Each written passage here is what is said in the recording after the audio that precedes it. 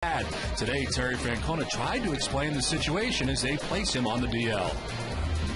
He has a muscle tear that we quite frankly don't know the extent of.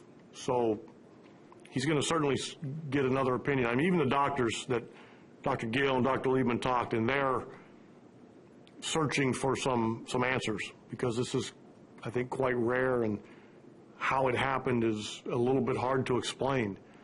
So we will be quickly trying to get some more answers.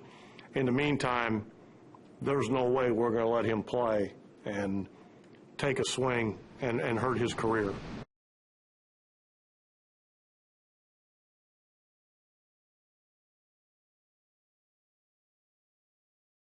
Now for the Red Sox. Well, what a strange couple of days it has been for Mike Lowell. You know, you go through the trading deadline, we hear rumors that maybe he rejected a trade. We hear rumors that maybe he's going to retire. And then all of a sudden today, Kevin Youkilis goes on a disabled list, and Mike Lowell is back in the lineup at first base for the Boston Red Sox. Now, he had a very successful rehab stint down at Pawtucket, hit about 500 down there, and had about 4 home runs in 5 games. So he was swinging the bat well. The question is, how healthy can he stay? Sox, but with Youkilis down, they certainly need Mike Lowell back in the lineup. He is in there tonight for Game 2 of the series against the Indians. We're back with more from Fenway Park after this.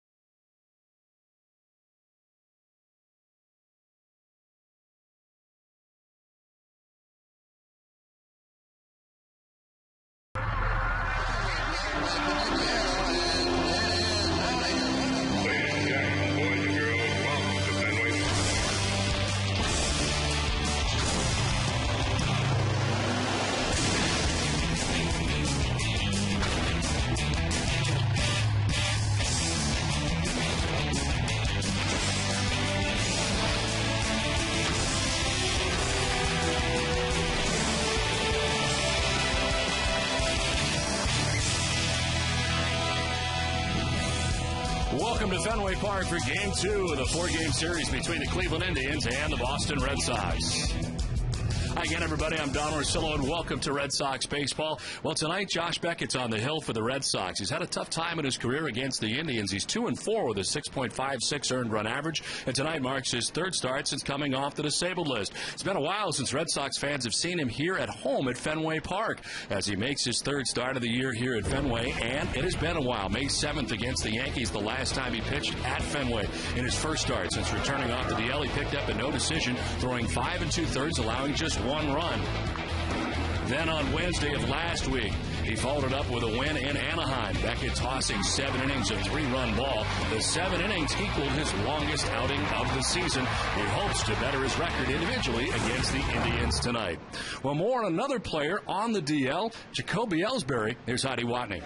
Well, Don, you guys talked about all the movement with the Red Sox today. They could be a step closer to getting Jacoby Ellsbury back. He made what could be his final rehab start with Pawtucket today against Durham. He was a designated hitter, batting leadoff. He went 3 for 5 with a double and a run scored today. Overall, in his rehab stint with the Gulf Coast League and the Boss Sox, he batted .409 with 5 runs and a steal. Terry Francona said he's looked good, and Troy Lavulo at AAA said he's been playing great defense as well. I talked to Ellsbury before he headed out last night as he was packing his bags to head to Pawtucket, and he said he feels like he's very close to coming back to the Red Sox, and he's anxious to get back out there and help the team. This Red Sox injury report is brought to you by Fallon Community Health Plan. Contact your broker or visit fchp.org. Don? A beautiful night in Boston for Game 2 of the series. The Red Sox and Indians. The first pitch coming your way next.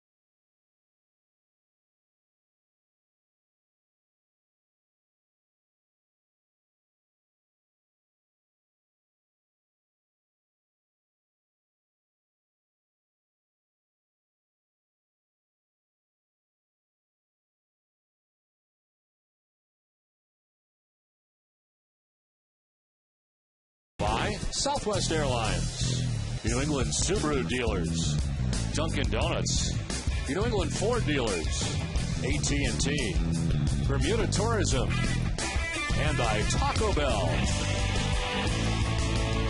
Welcome to Fenway Park as the Red Sox have taken the field. Let's check out the Cleveland Indians starting 9. It is Trevor Crow who leads it off in center field for the Tribe as Drupal Cabrera at shortstop at second. Shin-Soo Choo back in right field in the 3 spot. Shelley Duncan, who had quite a night last night, is in left field. Jordan Brown is the DH with Matt Laporta at first base. Luis Valbuena makes his first appearance of the series. He's at second base. Jason Nix at third, batting 8th. And Lou Marson just called up today, bats 9th. He does the catching.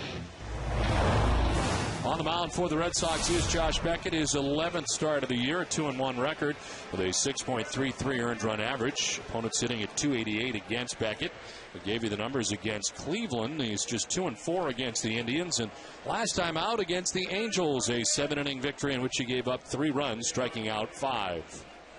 The Red Sox defense is brought to you by Verizon Wireless. Tonight they'll have Adrian Beltre at third base, Marco Scutero the shortstop, Jed Lowry at second, and Mike Lowell at first base. Left to right, Bill Hall, Donnell McDonald, and Ryan Kalish, and Victor Martinez doing the catching for Josh Beckett.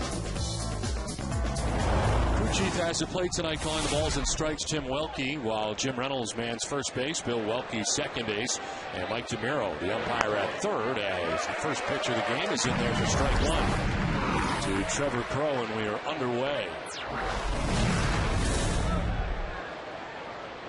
We're hitting at 259 to start the night, 2 home runs and 26 runs batted in. The center fielder for the Indians quickly down 0-2.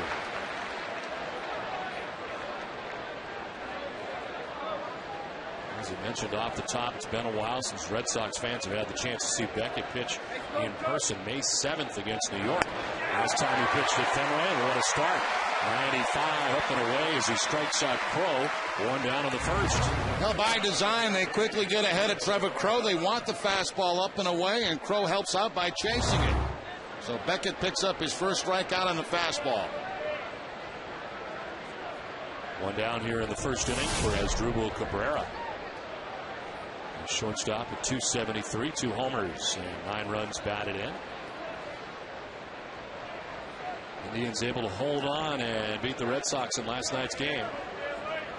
Indians have now won 3 straight against Boston, as this is carved foul off to the left. And the active squad winning the last 2 games of that series at Progressive Field in Cleveland. And last night barely holding on 6-5. Was Perez grabbing the save as Carmona the winner, Lackey the loser. Chop foul, and it's 0-2. Fausto Carmona victorious here last night. Did a good job last night mixing in that moving fastball, the changeup, slider. 7 innings in the ball game, 2 runs allowed. Curveball in there for strike 3. As Asdrubal Cabrera strikes out, back-to-back Ks for Beckett, 2 down. Well, Cabrera didn't like it, but it looked like a good pitch. A curveball from Josh Beckett to pick up the strikeout. Beckett's strikeout high in the season is 8. That came back way back in his 3rd start of the season against Tampa Bay. 2 up, 2 down, both by way of the K. And it brings up Shin-Soo Choo. Key matchup is brought to you by New England Honda dealers. He was 3 for 8 with a home run against Josh Beckett. 375 average against the Red Sox right-hander. This one is right into center field on a line for a base hit. Shin-Soo Choo not waiting around, taking a hack at that first pitch. And 95, the fastball, he turns around in a hurry. Now, Choo's just a good hitter. He jumps on that first fastball from Beckett. It's a little bit on the outside part of the plate, but he hooks it back up the middle for the 2-out base hit. So that keeps Beckett away from the 1-2-3 first inning. Choo can run a little bit. He's got 13 steals on the season. He's been caught 4 times. Into the 2-out base runner as Shelley Duncan stands in at 281. 6 homers, 19 runs batted in, and quite a night here last night. He went 4 for 5 in last night's game with a double. 2 runs batted in.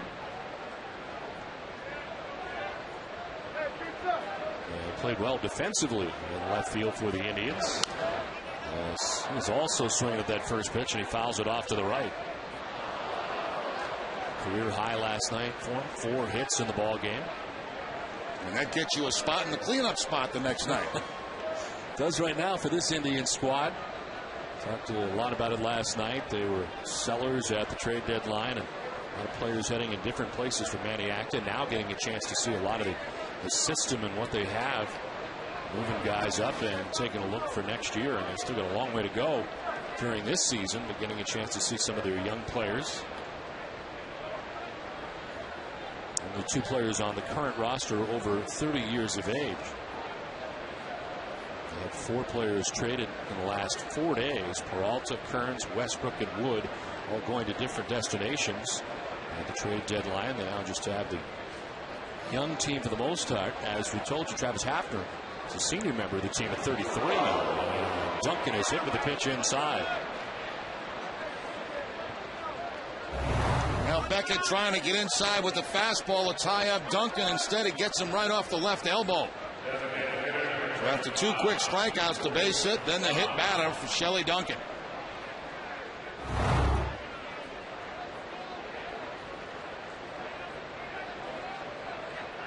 It's first and second, 2 down, and Jordan Brown coming up. And spending the entire year at AAA Columbus until his recall on July 31st at the trade deadline. 3rd highest batting average in the International League when he get called up. And 1 for 8 since joining the Indians. And his first major league hit in the ballgame here last night.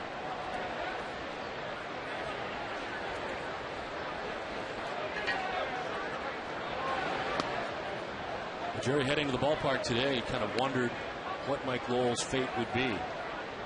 Would he be on waivers? Would he retire?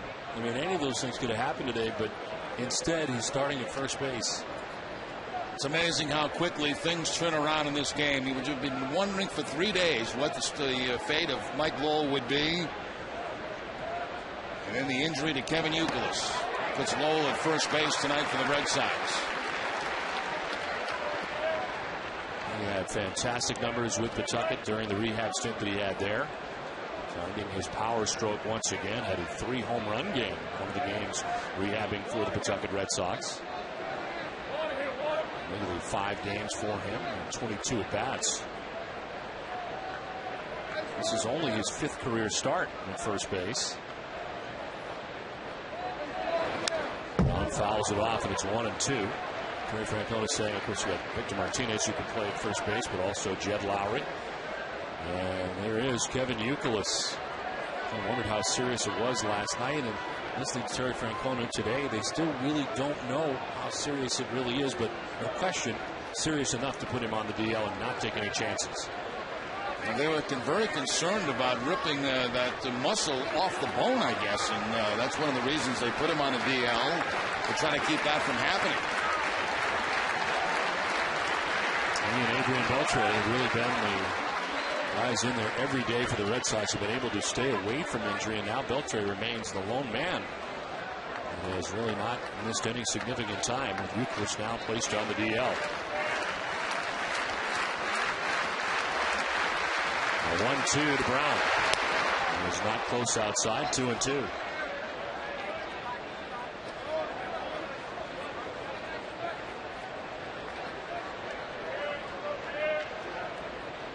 Laporta, the first baseman for the Indians, waits on deck. He's trying to get something to go in here in the first inning with 2 outs and 2 on. After 2 quick strikeouts by Beckett, a single and a hit batter.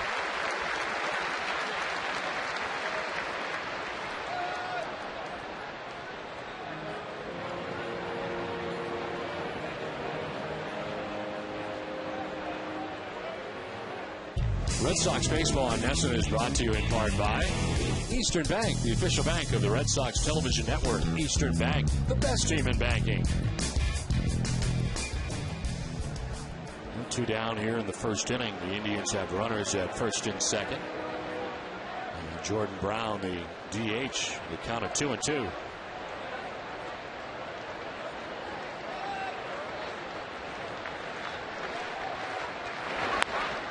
Up and away for ball 3, full count.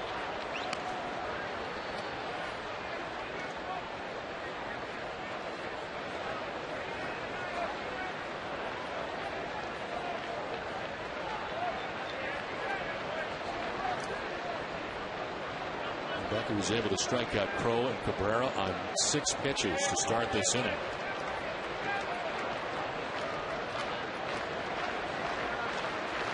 They're trying to get out of it unscathed as the Indians threaten in the first. Runners will be on the move.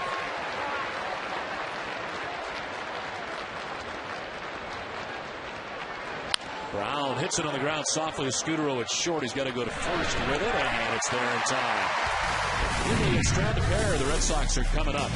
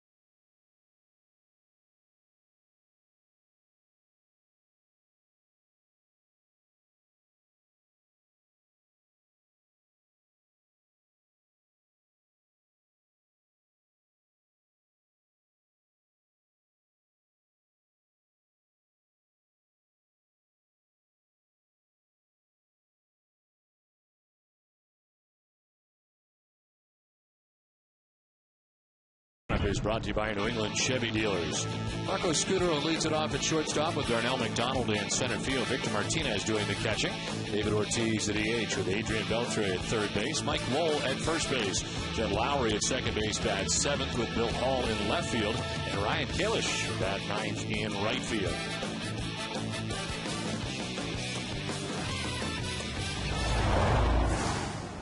David Huff ready to work to Marco Scudero. And it's strike one over the outside corner. Huff back from AAA to pitch for the Cleveland Indians. 14th appearance overall this year. He's 2-9 with an ERA up over 6. And opponent sitting at 3.10 against him in the majors. Last time he pitched in the majors, got to go back to June 19th. It was against the Pirates, a 5-inning effort, which he gave up 5 runs. Actually pitched one game against Boston this year, did not win it, but did not give up an earned run in that game. Actually one of his better outings in an Indians uniform this year. His 6-inning effort, which he gave up 3 runs, as you mentioned, none earned. Walked a batter, struck out 6, did take the loss.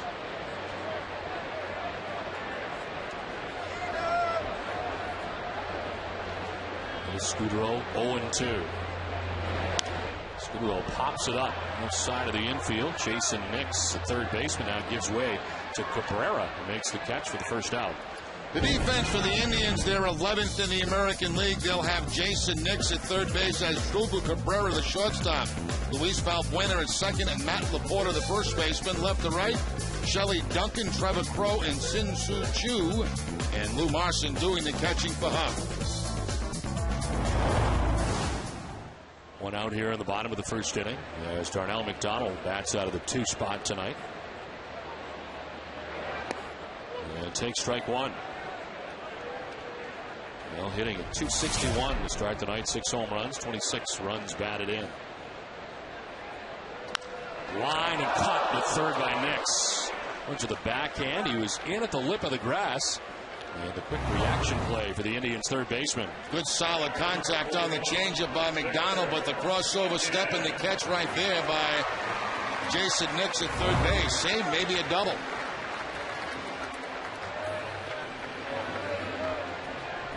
So 2 down, and Victor Martinez coming up. 284 with 9 home runs and 39 runs batted in. Kind of a strange night for him last night. He Started the game catching, and then when Youkilis went out, he went to first base. And they pinch hit for Cash, and Victor ended up back in behind the plate again, doing the catching last night, finishing the game in that capacity.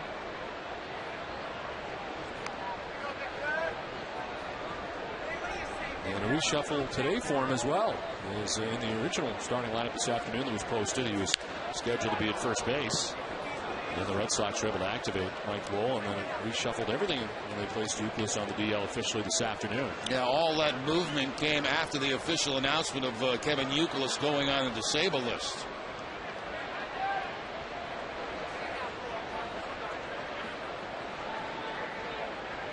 Victor at .432 against left-handed pitching. As he takes it away, ball 2, 2-1.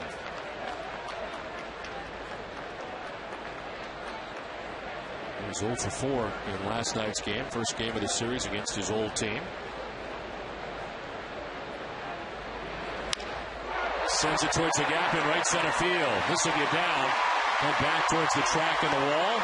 Chu runs it down as Victor runs to second. He's got a 2-out double. No hits last night, a double in his first at bat tonight. Victor Martinez continues to wear the baseball out from the right side of the plate. Came into the game at .432 as a right-handed hitter, and he will add to that with that 2-out double into the gap. So Martinez in scoring position with 2 outs.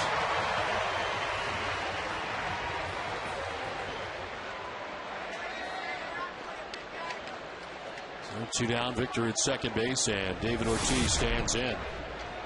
61, 22 home runs, 71 runs batted in.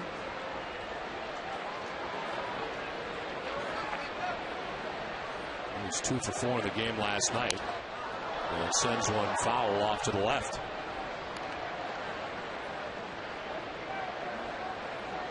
Game hitting streak heading into tonight's action. 326, 4 home runs. Last 11 games for David. Only one of the 22 home runs he has, however, coming off left-handed pitching. There's a fastball inside, straightens him up. That's a .214 against left-handed pitching this year, compared to .283 against right-handers.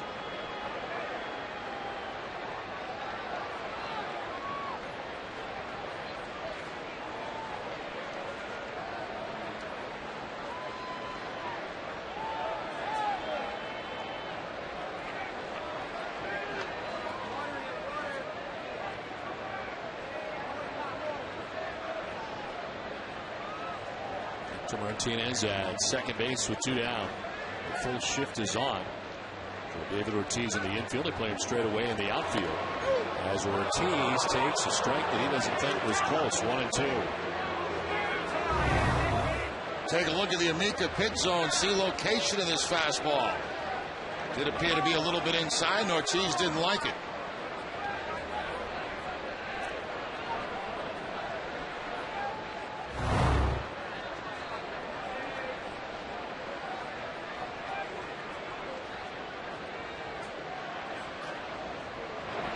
Ortiz with a defensive swing. Able to ground a foul behind him. Still 1-2. Ortiz now. Beltre next if the inning continues. There are 2 outs here in the first inning.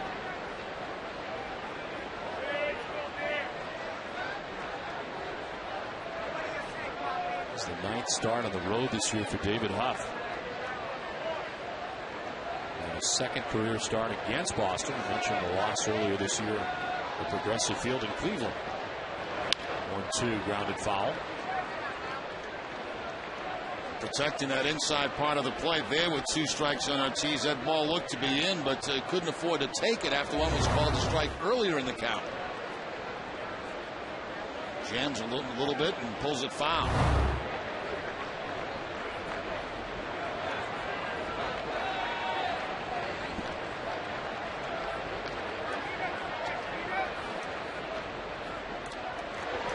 Ortiz into the shift. Valbuena in short right makes the throw that gets Ortiz. And ends the first inning with scoreless after 1.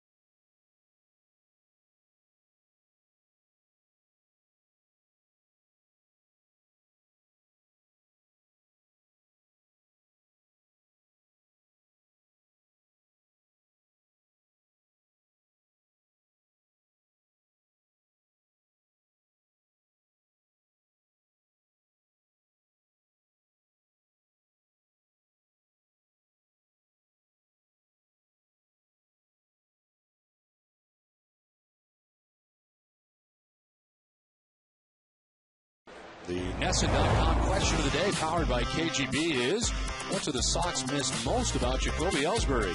Text your answer to 542-542. Sox 1 offense, Sox 2 defense, Sox 3 speed on the bases.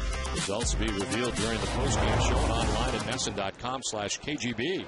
What do you text for all of the above? It's a good question. I guess you can't put all three in. You're supposed to make one choice. You really do miss all three of those things. And Jacoby Ellsbury, I think today, day baseball for the Pawtucket Red Sox. And continuing to have very good success in Pawtucket. Red Sox could really use him back, no doubt about that. The question is when. It's been a lingering question now for a few days. We don't have an answer to quite yet. Well, the way Terry Francona spoke of it in his press conference, it's Ellsbury's decision right now. 2-1 pitch is lined to left. Bill Hall is there to make the catch, Bill of the cap high for the first out of the second inning. It almost sounded like the cat's kind of waiting for Ellsbury to go up to them and say, I'm ready to go. He's certainly had great success down at Pawtucket in his rehab starts. A big day today down there at McCoy Stadium. Easy to think the Red Sox have only seen Jacoby Ellsbury play in 9 games in 2010. One out here in the second inning. Luis Valbuena, the batter. Here are the numbers today with the Paw Sox, 3 for 5. The day before yesterday, he said that he still sort of felt something when swinging. A bit of a twinge, which was an issue. He wondered whether it would be where he'd be most affected, and apparently it's still in the swing area, but the numbers are looking good. Perhaps he's feeling better after today's game for the Paw Sox. Today was really kind of a hectic day, wasn't it? Yes. Prior to the ball game. Usually it's come in, it's quiet, you get the lineups, you go up, listen to Francona, you come up here, you do your thing. Everything was a little everything was out of whack today. Discombobulated. And I'm sure it was for Mike Lowell also, among others. It was kind of a wild day. Probably the last thing he expected when he woke up this morning was that he was going to be playing first base tonight for the Red Sox. There were other possibilities.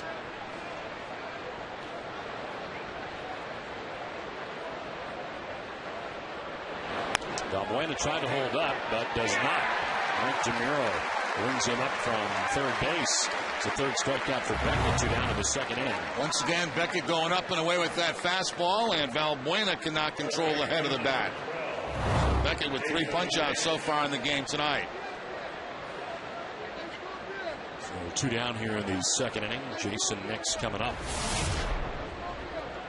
It's sitting at 219, 7 home runs, 17 runs batted in.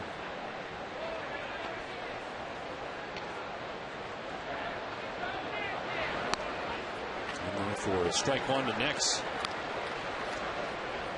I think got 2 quick strikeouts in the first, but then a single and a hit batter before he could get Jordan Brown to ground out. The Indians leaving 2 men on base in the first.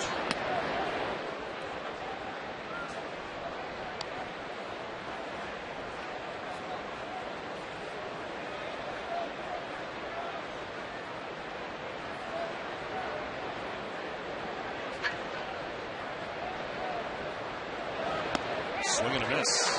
Hard stuff and in 1 and 2. That was at 95 miles an hour. Yeah, nice 2-seam fastball hit from Beckett at power at 95. Watch it run back in the hands of Jason Nix.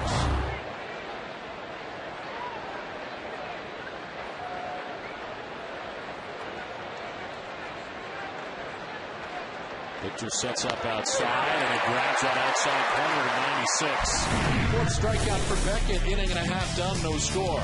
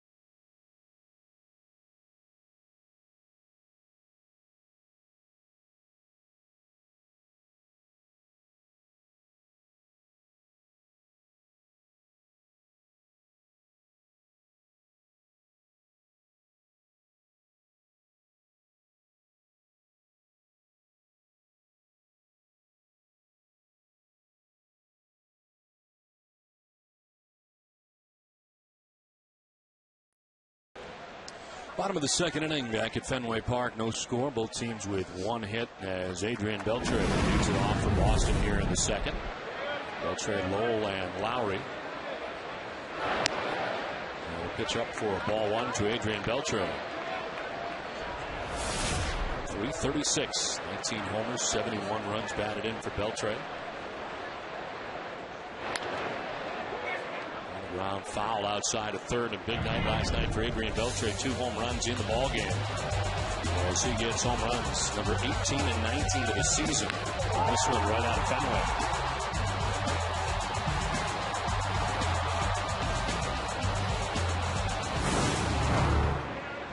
2 balls absolutely crushed.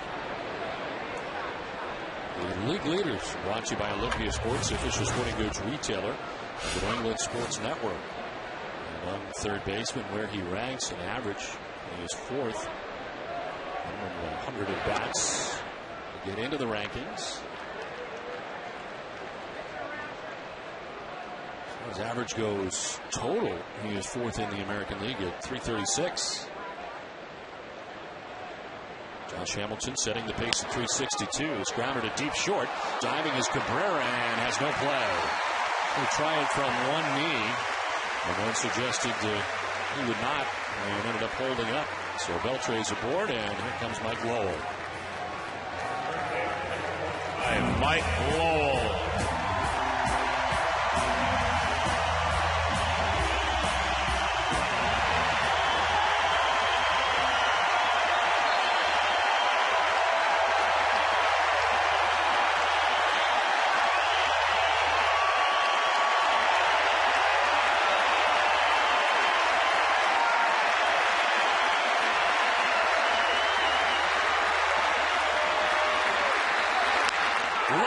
Deep left. The 2007 World Series MVP is back.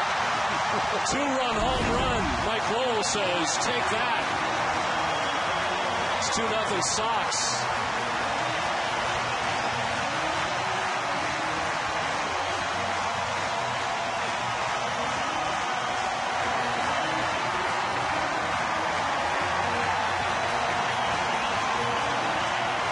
Mike Lowell's hit a lot of home runs in his career, but I'll bet you that one ranks somewhere around the top.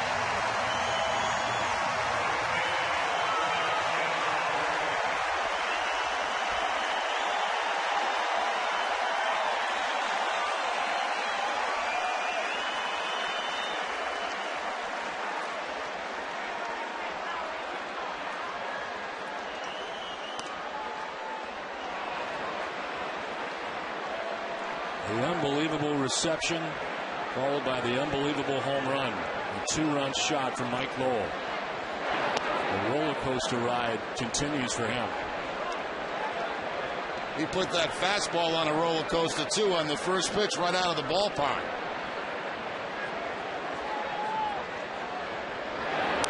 One is fouled off to the right by Lowry. Very first pitch, Mike Lowell sees a fastball down the middle of the plate and hooks it into the monster seats for the 2-run home run.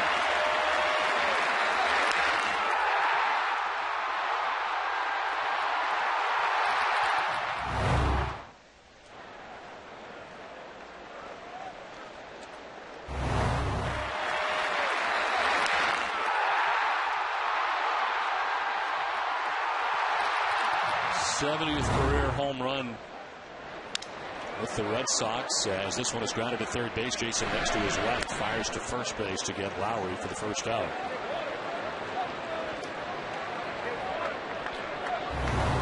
Once Lowell gets back to the dugout, Big Papi waiting on him. A lot of guys waiting on him.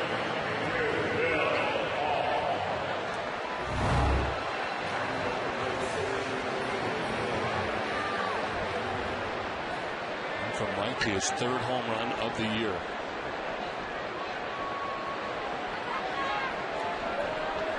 A 2-0 Red Sox lead, 1 out in the second inning. Bill Hall. That's the pitch outside for ball 1. Getting the start in left field tonight for Boston. 236. 11 home runs, 29 runs batted in.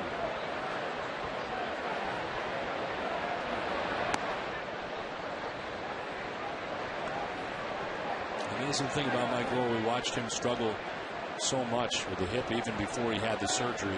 Jerry, he always hit. The problem was getting around the bases after he hit, and it became too painful. As Hall lines one to left, and it's over the head of Duncan. Ryder was scorched, and Hall will be held with a single. You're right about that, Don. You know, it was painful at times watching Mike Lowell try to run the bases after making good solid contact. It never did stop his hitting, you're right. But his mobility at third base was down. He had trouble running the bases. He goes back and he gets an injection in that hip and then goes on that rehab assignment. So he gets some relief from it. The question is, how long can it last? And, you know, he's not going to be an everyday player right now. He can't be, because he'd probably break down again. But boy, was that nice. That was one of the nicest moments of the year right there.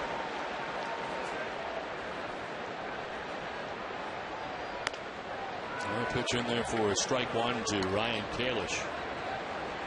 That's 9th tonight for the Red Sox. Off to a very good start, 5 for 10. Major leagues at 500, 2 RBIs.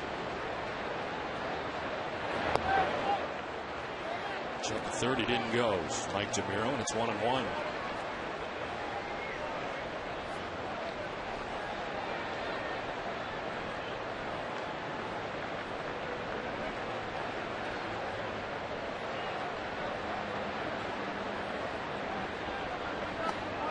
Hard swing. He tried to hold up and could not. And it's 1-2. Slider this time down and away. Kalish chases the bad ball.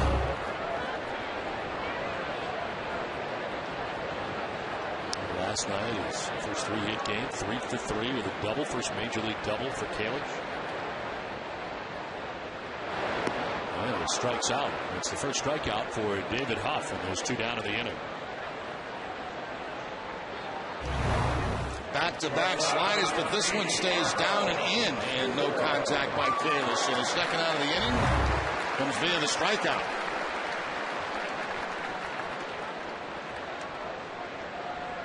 So 2 down. Hall at first, held on by Laporta, and Marco Scudero out to the shortstop. There's Dribble Cabrera in the first inning. This is now second time through for Boston against David Huff.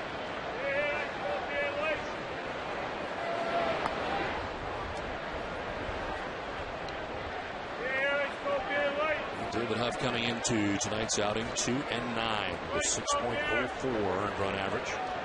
He's returning to the major leagues from AAA Columbus.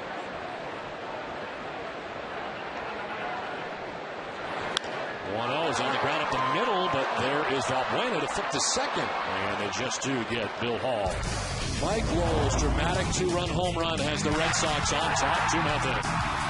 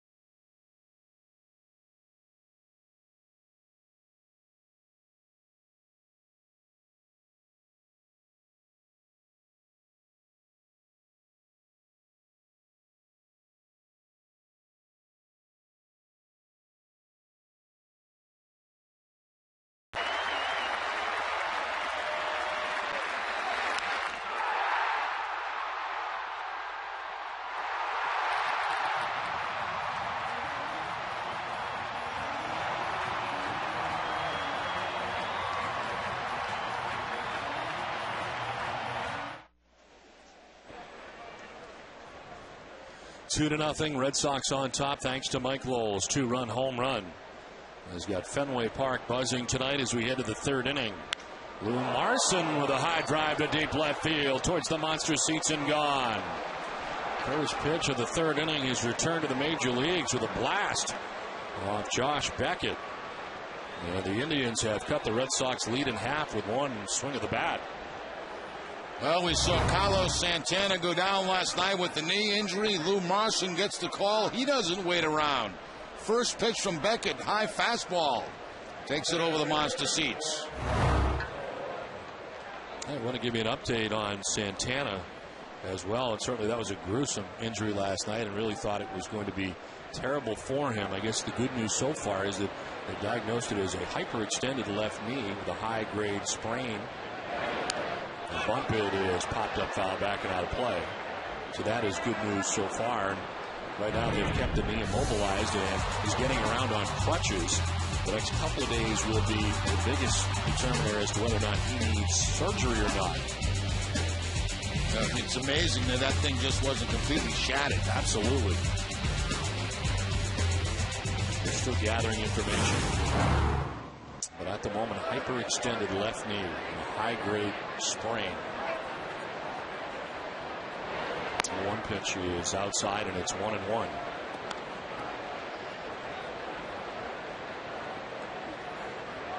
Top of the order for the Indians. Trevor Crowe struck out swinging in the first inning.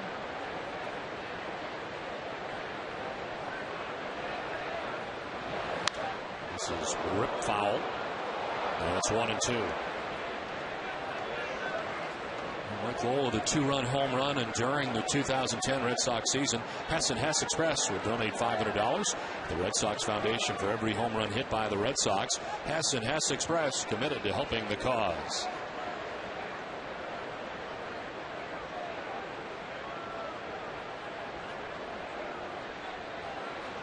Strike three call to Crowe.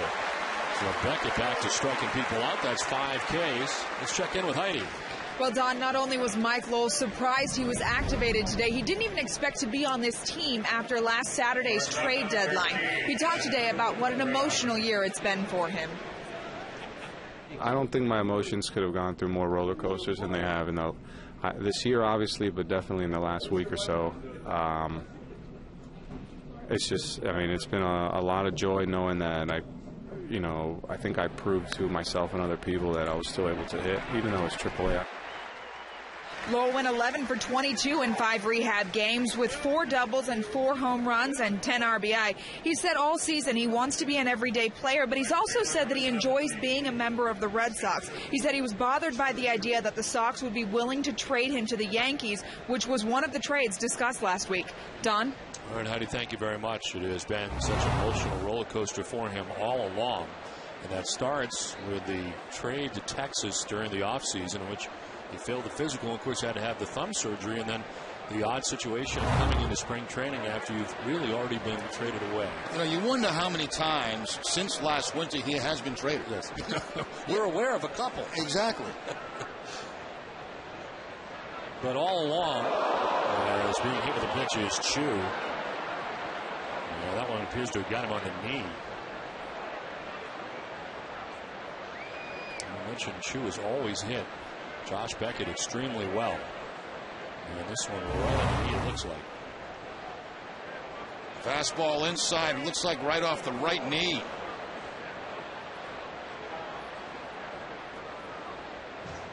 Yep. And down goes Chu.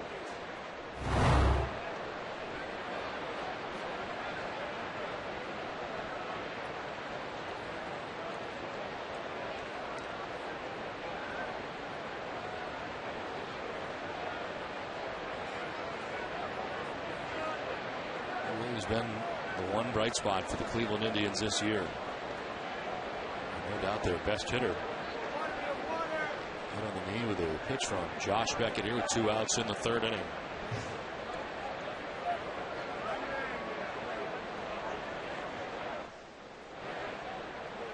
To kick off the 9th annual WEI Ness and Jimmy Fund Radio Telethon presented by Arbella Insurance, Lexus, and Olympia Sports, We'll auction off several packages next week, including a trip to see the Bruins in Prague. Visit NESN.com/JimmyFun for further details. And Shin-Soo Choo is up and appears to be all right. He's going to stay in the game and head down to first base. Nice hand from the Fenway faithful. And also mentioned Carlos Santana got the same thing last night. He got a standing ovation as he headed off. And Fenway again proving how classy the Red Sox fans are. So 2 down, Choo at first base, and Shelley Duncan in the batter.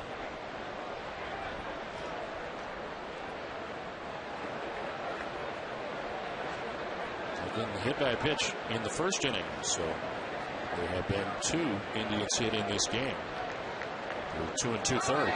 Choo takes off a breaking ball, and Choo, just to show how good his knee feels, steals second base. You hit me, and I'm now going to steal second base. And that generally happens, if you can do it. Once you get hit by a pitch, you want to badly get in a scoring position, and Choo doesn't waste any time. Picks up his 14th steal of the season.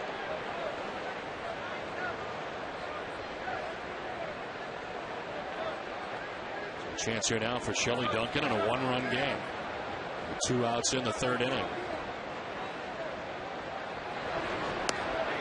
Strike over the outside corner, 1-1.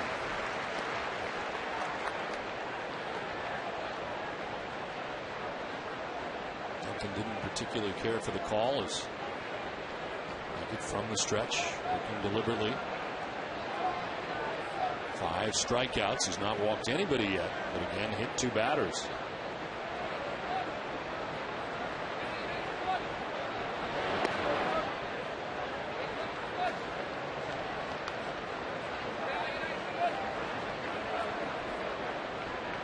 Beckett about to throw his 40th pitch as he works through with 2 outs in the 3rd inning.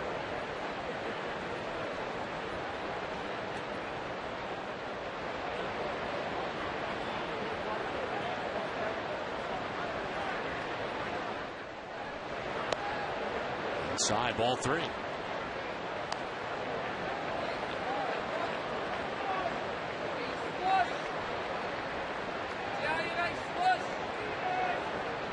Duncan now, Brown on deck if the inning does continue. 2 outs here in the 3rd.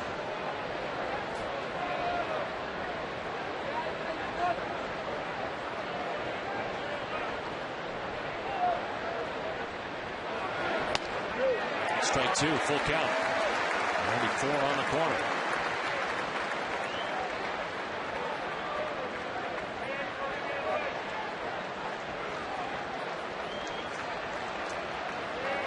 Beckett with a win last time out against the Angels, a 7-inning effort. Protect a 1-run lead here in the 3rd with Choo at second base and 2 down. This one a hooked foul on the ground just beyond the dugout for the Indians. Sure, there'll be some questioning in that dugout for the Indians whether Beckett hit Choo on purpose. You mentioned the fact that Choo has always swung the bat very well against Josh Beckett. 2 outs, gets hit in the knee, and then immediately steals second base. Had the line drive single in the 1st inning, and the first pitch he saw tonight off Beckett.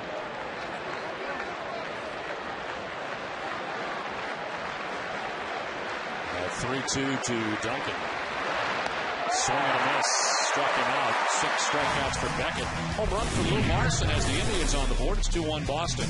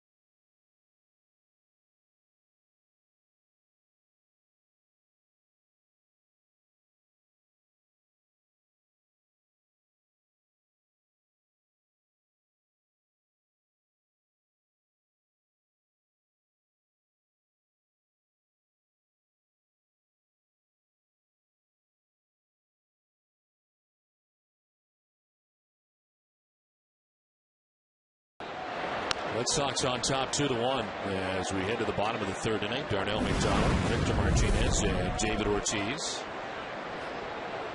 2, 3, and 4 in the Boston order. As the Indians get a run back on the home run by Lou Marson. Solo shot. Red Sox runs coming on a 2-run home run from Mike Lowell. Darnell McDonald takes strike 2, 1-2. His second look tonight at David Huff. Darnell lined out sharply to Jason Nix, the third baseman. Made the grab back in the first inning.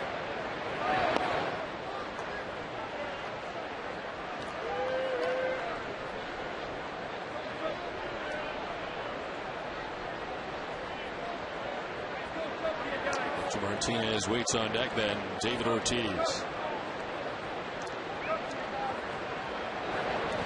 This one skips in for ball 3, full count.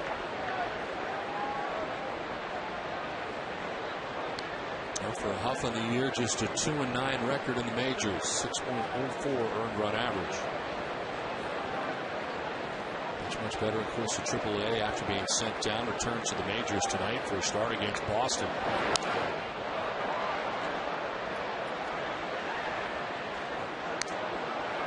That roster for the Indians is one you're going to have to check every single day. A lot of movement. A lot of movement up and down. Manny Acta checks in on a daily basis to figure out who he's got. They added Travis Hapner to the disabled list also today. 3-2 is inside ball 4. Leadoff walk for Darnell McDonald. Enter to win VIP tickets and pit passes for you and 3 friends in the Chase down to Sylvania 300 Pit Pass Sweepstakes. Visit NESN.com to read the official rules and enter to win by August 22nd. A leadoff walk for Darnell McDonald. Second time in 3 innings. The Red Sox have had the lead runner on. And it brings up Victor Martinez with a double to the gap in right center field in the first inning. 4 hits for the Red Sox off David Huff.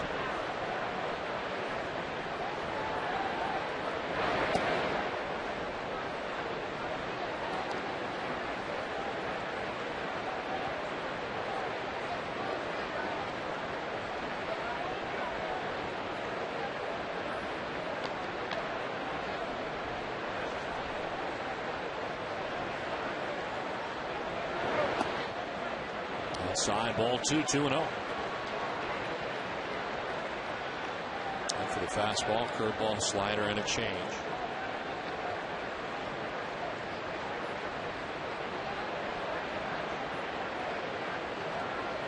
On the road this year, he is 0-6 with a 7.51 earned run average. His 2 wins have come at home at Progressive Field in Cleveland. He's not a very good year for him all the way around, but especially on the road.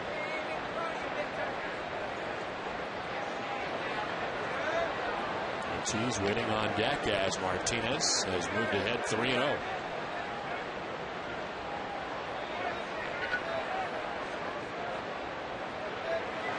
Victor with a green light, lines it to center right at Trevor Crow, and makes the catch. So after the 3-0 pitch, but lining out for the first out of the bottom of the third inning. Second time tonight that Victor's hit the ball very hard. Got a double back in the first inning. This line drive hit hard, but right at Trevor Crow in center field for the first out of the inning. 3-0 green light, line shot, but right at the center fielder.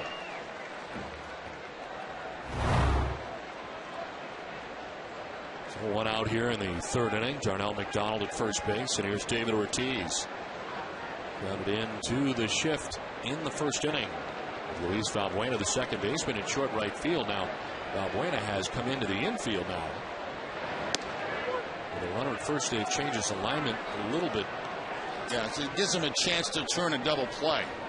If they're out on that outfield grass, they've got no chance of turning a double play.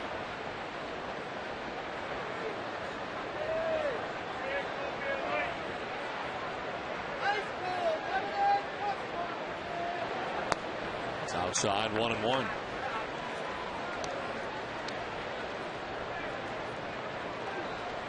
Sox as a team start tonight hitting at .273, 4th in the American League in batting average.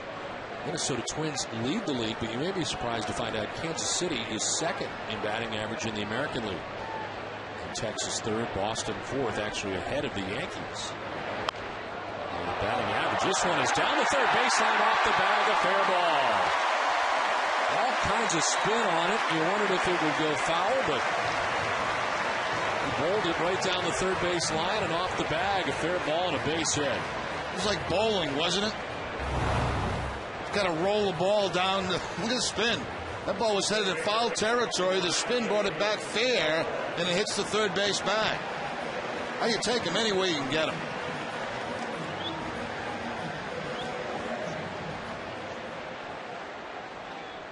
Yeah, a little bowling motion. I tell you, Don, it's like bowling. Roll it down that third base line.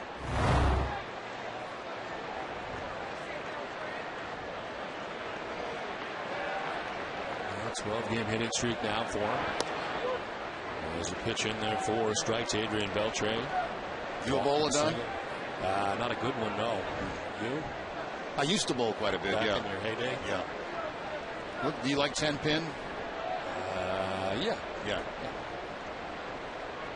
A lot of action in 10 pin. Not if you're not good. Pitches outside. Yeah, but when you hit those pins with the big balls, I mean, they explode. Yeah, you like the explosion. Yeah. Not a candle pin batter, huh? Not nuts about the stuff hanging all over the, not removing the deadwood. The leftover stuff. Yeah. Get the junk out of the way. Keep stuff clean.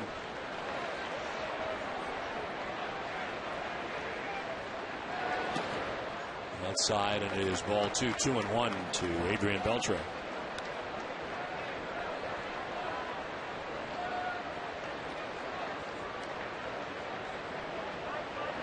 Yankees are out to a 2-1 lead tonight against Toronto in the fourth inning, while Tampa Bay is a 3-1 lead over Minnesota in the third. Both the Yankees and Rays out to leads tonight. And the Red Sox have a 2-1 lead here. One out in the third, and Beltre gets a high fly ball to right field. Shin-Soo Choo back to the dirt of the track to make the catch. In front of the bullpen is tagging at second is McDonald. He'll take third. And a long fly out for Adrian Beltre. There's 2 outs in the inning. Here comes Mike Lowell again.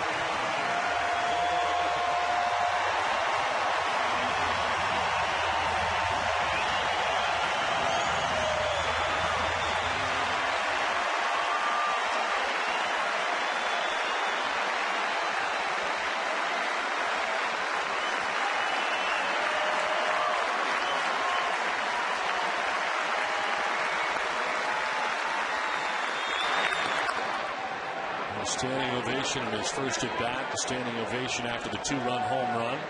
Standing ovation for his second at bat.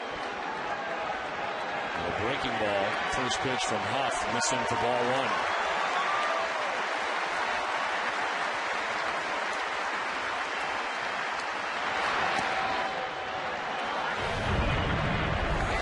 Back in the second inning with Adrian Beltre at first base. First pitch he saw out of the yard.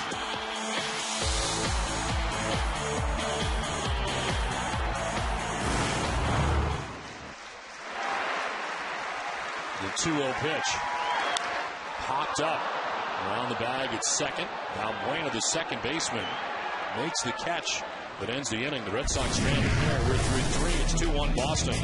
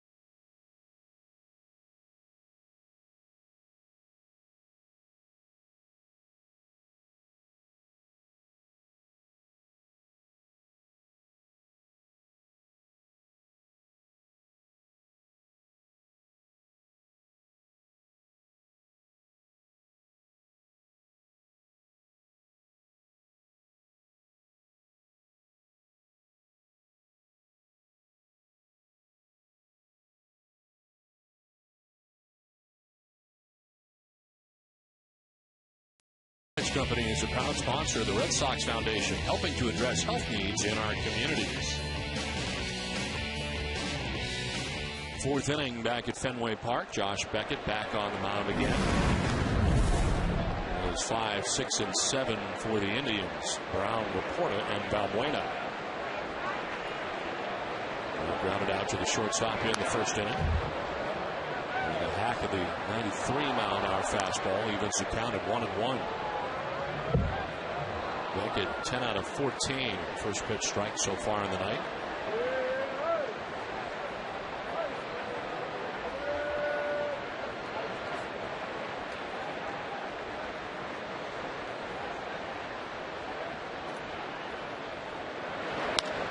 To third base, sharply hit, nicely picked by Beltran. Sidearmed and in time to first. One out in the fourth inning. Let's check back in with Heidi. Well, Don, the Red Sox unveiled a new plaque today to commemorate the recent renovations to Fenway Park and to celebrate the contributions of the city of Boston, Mayor Menino, the Red Sox ownership, of course, John Henry, Tom Warner, and Larry Lucchino, partners, and all the staff of the Red Sox who came together to preserve, protect, and enhance Fenway Park for future generations. This plaque you see here was dedicated today. It's similar to the one from the 1930s that commemorates the 1934 renovation of Fenway Park. It hangs near the entrance at Gate A. Don? All right, Heidi, thank you very much. And it is amazing what has taken place here over the last few years, especially during the offseason, how hard they've worked each year. And truly, every addition they have made seemingly looks like it's always been there. And I guess that's a credit to what they've been able to do here over the years. So much change, but you hardly even notice it anymore. Certainly the amenities now outstanding here at Fenway Park. This is to center field on a line. McDonald will not get it. And he knocks it down and somehow able to keep it in front of him. Backing it up behind him would have been Kalish, but a bid by McDonald comes up short. Porter's got a base hit. A nice effort by Donnell McDonald, charging the ball, not catching it, but knocking it down, keeping it close to him. And Laporta has to stop at first base with the one base hit.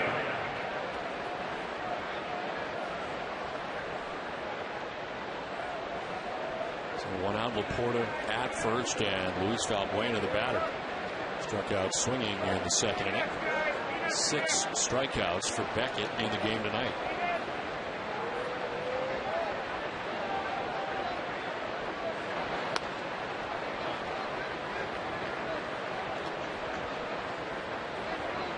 Josh Beckett has a lot of no decisions so far in the season. 7 of his last 10 games have turned out to be no decisions. And just the 2-1 record coming into tonight's 11th start of the year for Beckett. Mostly long stretch in the DL. He strained back. 1-0 fouled off. For every Red Sox game that goes into extra innings or the Red Sox get a save, CVS Pharmacy will donate $500 to the Children's Hospital Boston. CVS Pharmacy is the official pharmacy of the Boston Red Sox.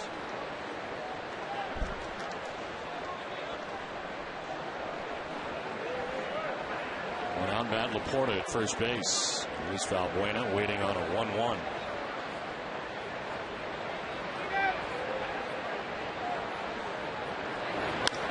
To center field, McDonald started in, now goes back to make the grab. Ended up being in the same general area he started in, but his first step was in. 2 down in the inning. Well, the next time you're in the mood for lobster this summer, head on over to Uno. We have terrific lobster dishes to choose from, including lobster wrap, lobster sliders, lobster flatbread, and so much more. It's only at Uno, way deeper than pizza. And 2 outs here in the 4th inning for Beckett. Reported first. And Jason Nix, the batter, struck out looking in the 2nd inning.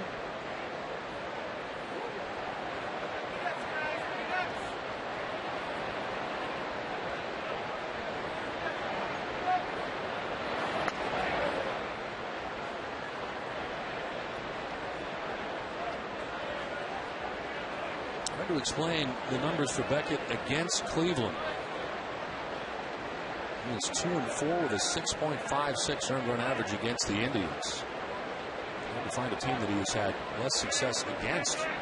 Beckett being a dominant pitcher and ace of the Red Sox, and For whatever reason, the Indians have had his number over the years. This is on the ground to third. Beltre knocks it down. He recovers and fires to first to still get his man. Jason next gun down at first. 3.5 done. 2-1 Boston.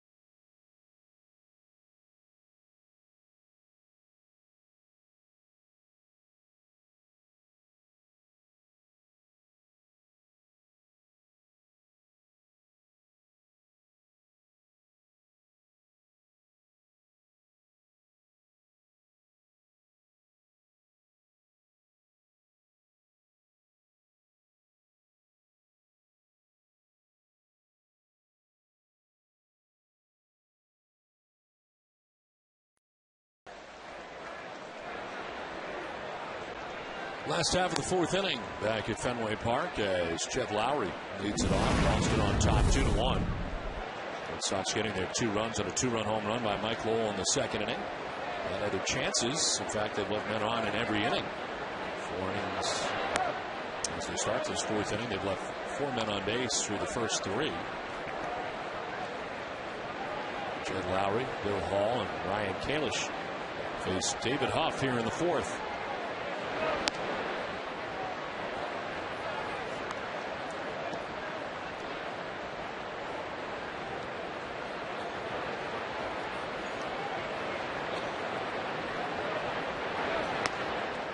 Sails away after 61 pitches as he falls behind 3-1 to the leadoff hitter. Red Sox have had the lead man on in 2 of the first 3 innings.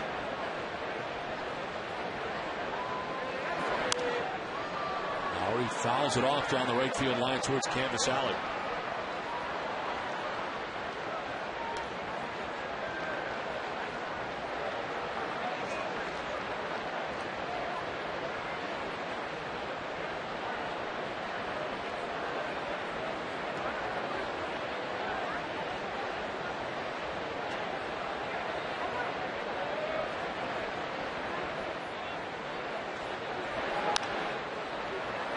Again down the right field line, still 3-2.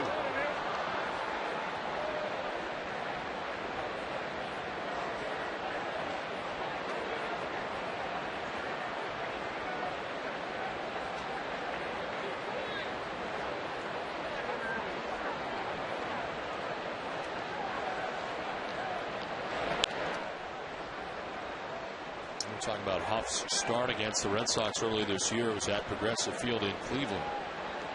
A 6-inning effort, given up 8 hits, 3 runs, but none of them were earned runs. Walked a batter and struck out 6, and took his 7th loss of the year in that outing. It's just 2-9 coming into tonight. Lowry sends it to right, Chu on the move, gets over and under to make the catch for the first out of the inning.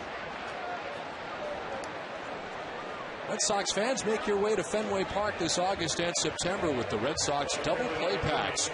They're a great weekend game with a weeknight game at Fenway. Visit redsox.com/doubleplay to get your packs today.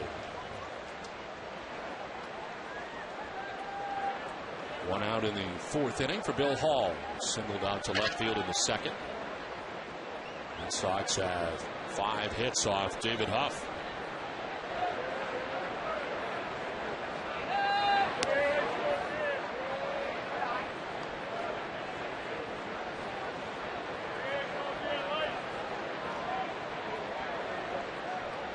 Who's the newest player to sit alongside Terry Francona in that dugout. Just on the DL today, if you're just joining us. The Mike Lowell activated.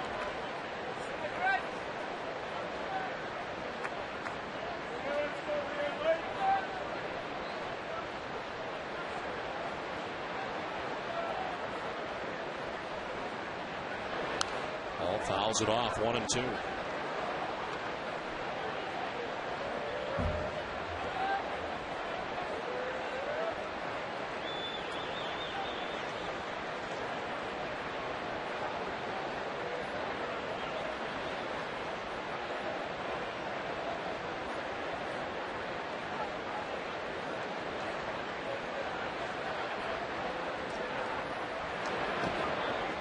Low 2-2. All the injuries the Red Sox have had, Terry Francona has really stayed in the moment. You know, he has to sit back and think, what the heck is going on around here? But to the media, we've been very, very consistent in saying, you know, we expect to win every single night. When I put a lineup out there, we expect to win with that lineup.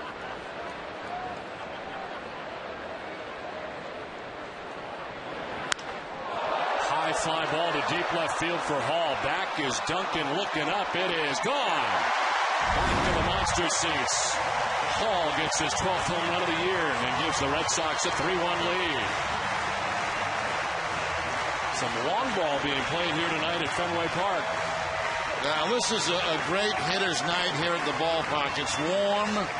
It's a little more humid than it's been, and you got a pretty good breeze blowing out towards center field. Hall gets that fastball that's slightly up in the zone. That slight uppercut swing.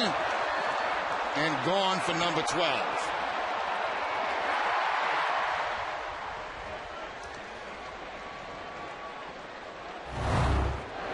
One out, the home run by Hall, and Ryan Kalish takes ball one. He's enjoyed the season series, 6 for 15 against the Indians this season. 400 against Cleveland in 2010 as quickly David Huff falls behind 2-0. Let's try to settle him down after the home run by Hall.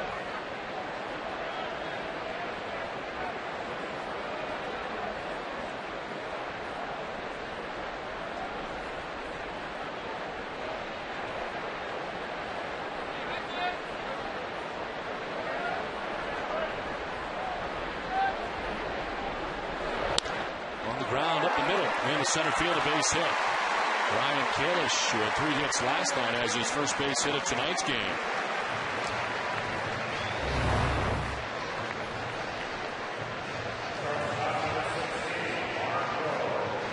Yeah, he started to go after it with the bare hand, then wisely pulled it out of the way. It's just a natural reaction for a pitcher to try to knock the ball down, but boy, those can become very dangerous. Pitching line is brought to you by Boston area Lexus dealers. For Huff, 3 1/3, 3 runs. 2-run shot allowed Lowell. Solo shot for Hall. Walking a strikeout and 73 pitches deep. The first out of this inning, but the home run by Hall. Now a single by Kalish. And here's Marco Scutero, who takes a pitch outside. Marco has popped out to short and grounded into a fielder's choice. 0 for 2.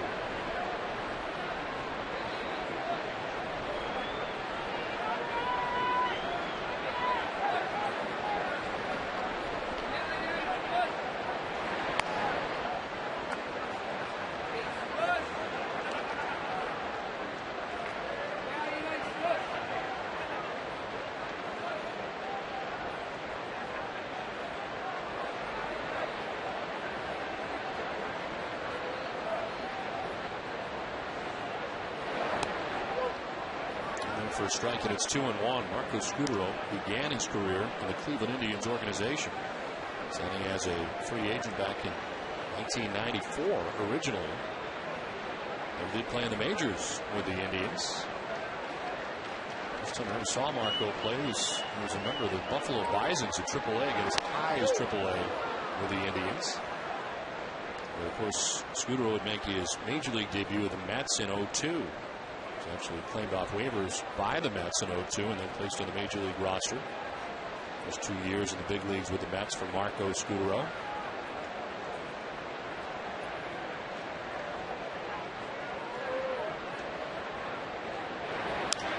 To right field, sending Chu back a step or two.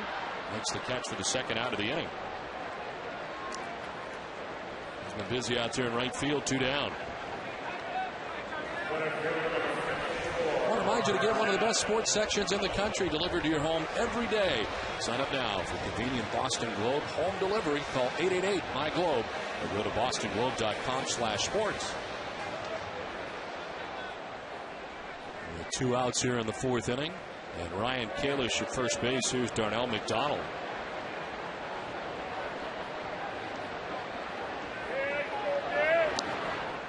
Lined out to third baseman Jason Nix in the first and then walked in the 3rd inning.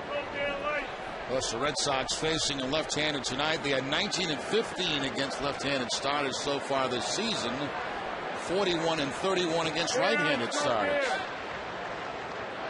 Tomorrow night they'll be dealing with a right-hander, former teammate Justin Masterson, to get the start.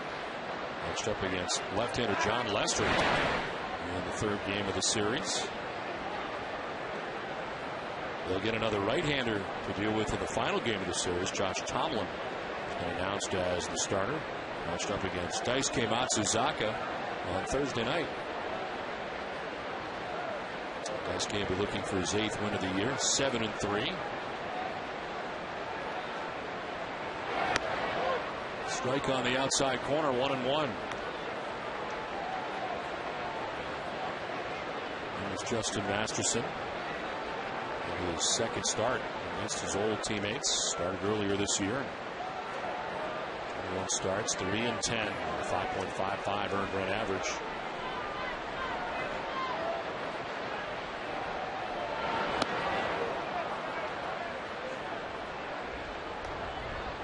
A couple of pretty good changeups to Darnell McDonald in this bat to get ahead of him 1-2.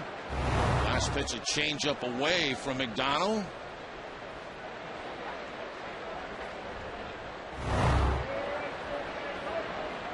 Masterson with that 11-0 win against the Red Sox earlier this year, beating Clay Buchholz, a complete game shutout. There's a pitch outside, 2-2.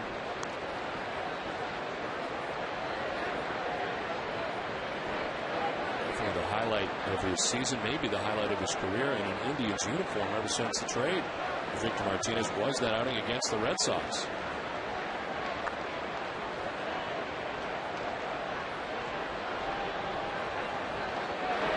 McDonald to center, but Crow goes back a step or two to make the catch that ends the inning. He'll haul homers. It's 3-1 Boston.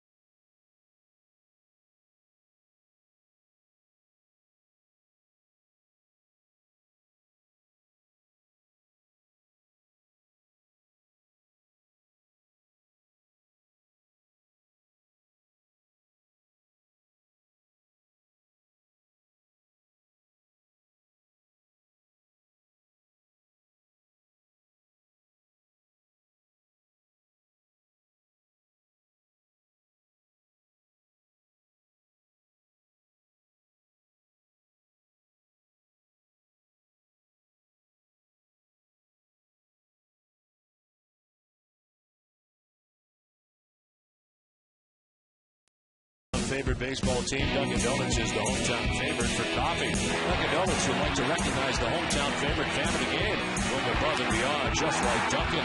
With 60 years of coffee greatness, Dunkin' Donuts is #1 for iced coffee. Mike Lowell is your hometown hero tonight with a 2-run shot. And his return to the Red Sox activated tonight with Kevin Youkilis going on the DL. Home run for Bill Hall. His throw tonight. Lone run for the Indians. Belongs to the man who played New Larson, who homered off Beckett in the third. Now gets jammed and flips a pop-up to shallow center, and it's caught by Lowry. Stepped in front of McDonald. There's Jed Lowry going way out there to make the catch for the first out of the inning. Yeah, that looked like it had trouble written all over it, you know, dropping in front of McDonald and out of the reach of Lowry, but Lowry able to get back there in time as he gets a pretty good jump at second base, checks out his outfield to where he is and makes the catch going away. Nice play by Lowry.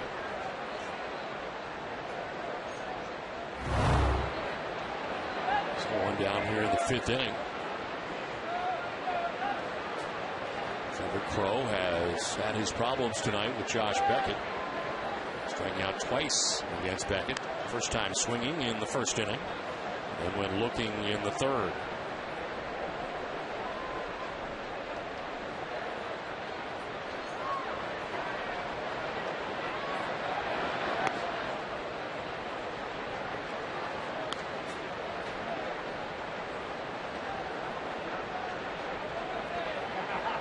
It's been a 6th strikeout night for Josh Beckett. Through 4 1/3 innings. This is away, and it's 2-0.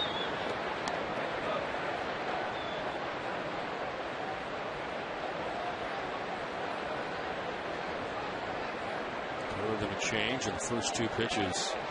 Beckett is thrown here to Crowe.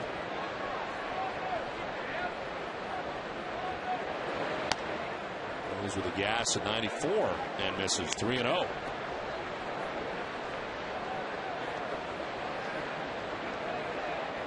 Drupal Cabrera waits on deck for the Indians here in the 5th.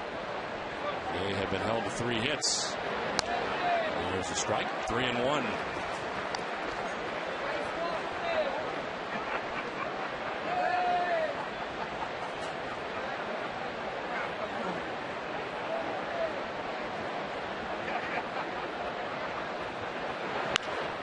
One hopper that explodes on Lowell. Nice pick. The dive to the bag for the out. Lowell's doing it all tonight. Third base type reaction at first for Lowell, who makes the grab and then dives to the bag. Yeah, he's used to that coming to him at third base, not first base. And then after falling down, just runs and dives for the first base bag. I'm not sure if Beckett was there in time to give a flip to him, but Lowell decided not to do that. Take it himself.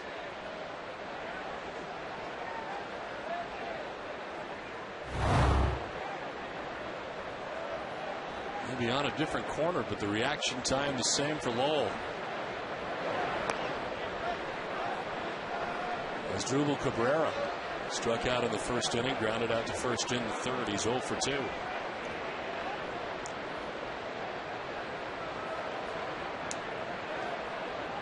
Four in a row now retired by Beckett. Little help behind him from Lowell.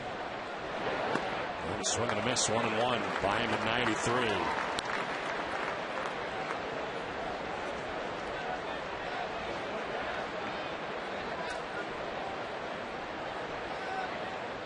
High in strikeouts on the year for Beckett is 8, and he's done it on 2 occasions as he falls behind 2-1.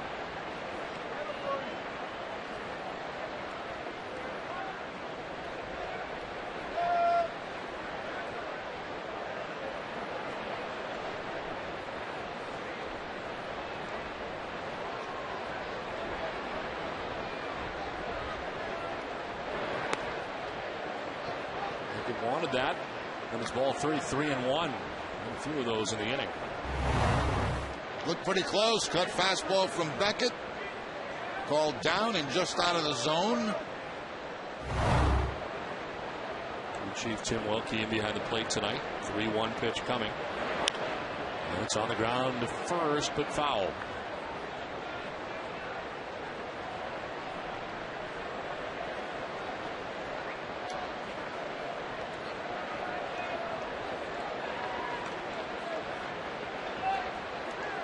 One of the Indians still left over from the 2007 team that, of course, put the Red Sox to a Game 7 in the American League Championship Series. It was his first year in the majors. That season now with the Indians. Fly ball to center field. Darnell McDonald started back, now comes in.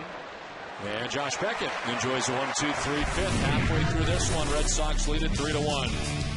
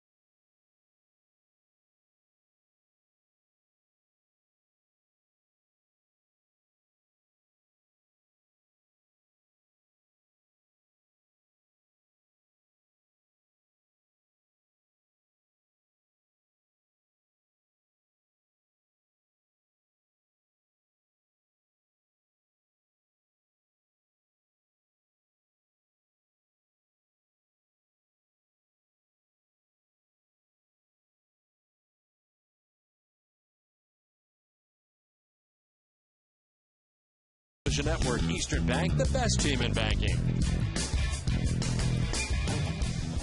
3-1, Red Sox on top of the Indians as Victor Martinez leads it off here in the home half of the fifth inning.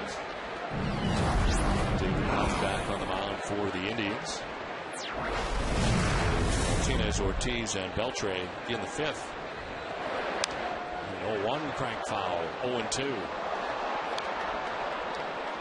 Victor has hit the ball hard twice in the game tonight. A Gabber double in the first inning out to right center field. And then he lined out sharply to center in the third. The first game since 1943. It's been a while.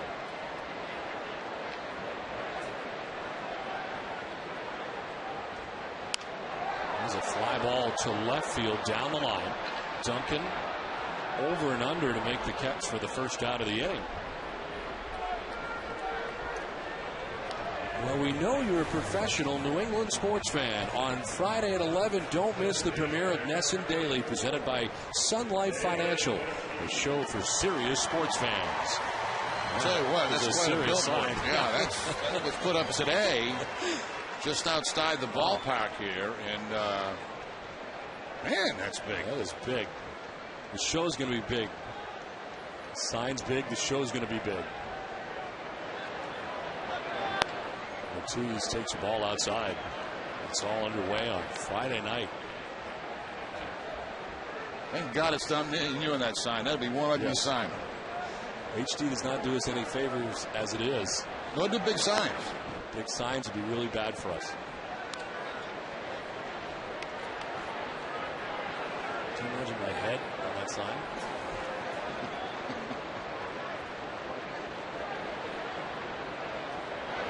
Ortiz fouls it off, 2-1.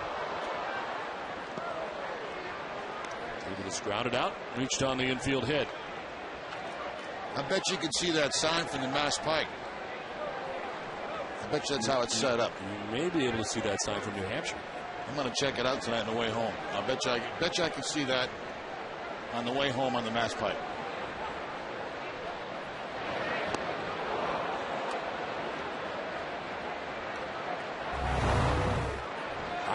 I would say yes, based on the fact that it's under that bridge right there. Yeah, and it's facing the pike, too, so I have no problem. I will see that sign tonight as I'm driving home. 94 miles an hour. No, that's not true. You're going to get me in trouble with the police here, and it's not fair. I'm a very cautious driver. I do like speed. Very fast. No, that's not true at all. I don't think I can never recall getting a ticket. Now, I may have at some point in my life, but I don't recall ever getting a ticket. Wow. I've gotten parking tickets. But never speeding, No. moving violation. No, I don't think so.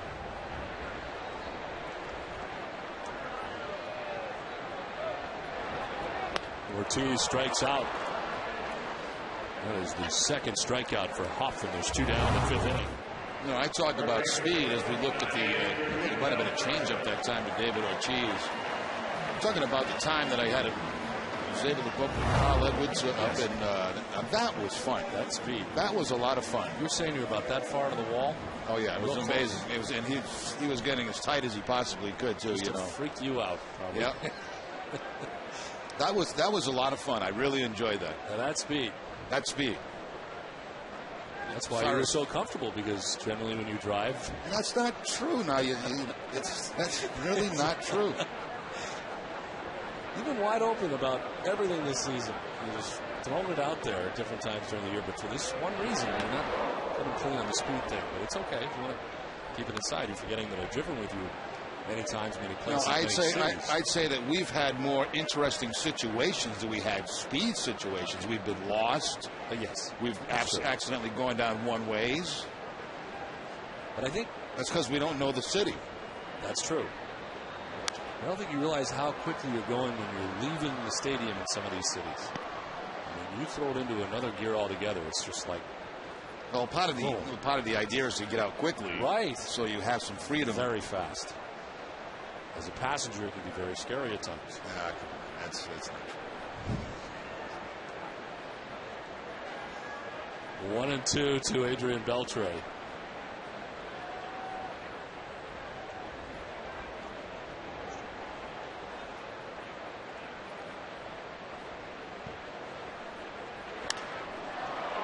Fly ball to right field. Shin-Soo Choo is in a step.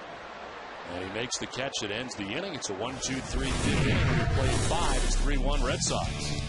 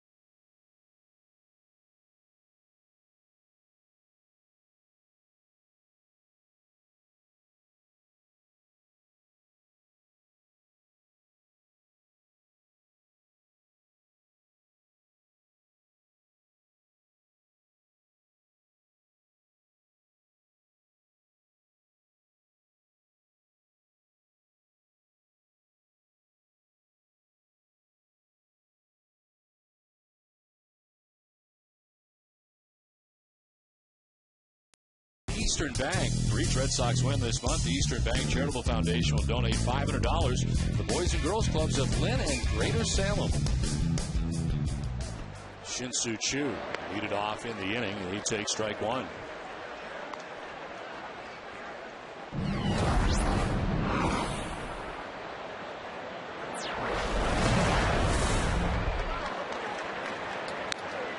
Change-up that time from Beckett. A curveball and change-up to start off Shin-Soo Choo in this at-bat.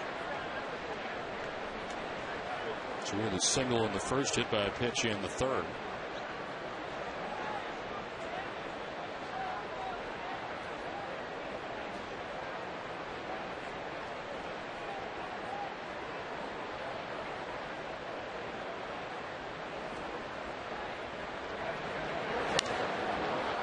Center field, Darnell McDonald to his left to make the grab for the first out of the sixth inning. It's time now for tonight's AT&T trivia question. And the question is, in 1989, which pitcher led the Indians in complete games? I'll have the answer for you a little bit later.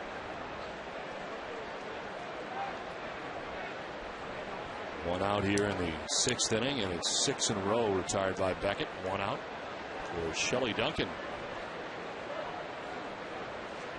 Well, I got an idea who that might be. Do you know the answer to that? I don't. I'm probably wrong.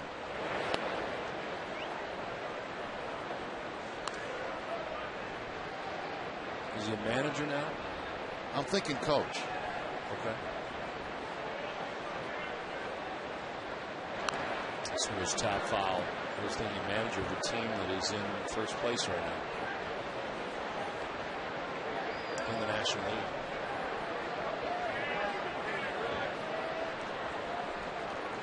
It's not Bobby Cox. Nope. It's not Dusty Baker. But it could be. Bud Black? That's my guess. I'm guessing somebody more local.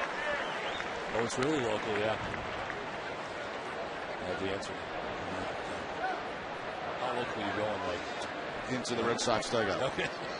Really local, then. Yep. Yeah. You would be right. There he is. It's 7. It was my second year of broadcasting in 1989. So here's your answer. There's your answer. Sean Farrell. Well, no, it's not there yet. It's coming. 7 complete games. 89 was the third of Farrell's 4 seasons in Cleveland. Led the Tribe in strikeouts in 89 with 132. He's 32 and 30 in 4 years with the Indians. And of course served as their director of player development. So 2001, Shelley Duncan strikes out, 7 strikeouts for Beckett, 2 out. Second time Josh has got him with the breaking ball. Got him back in the third inning on a curveball. Same thing here in the sixth inning.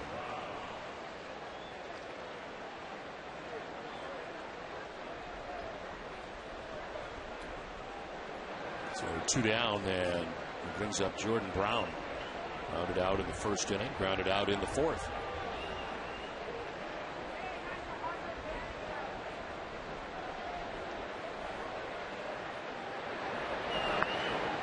And takes ball 1 from Beckett.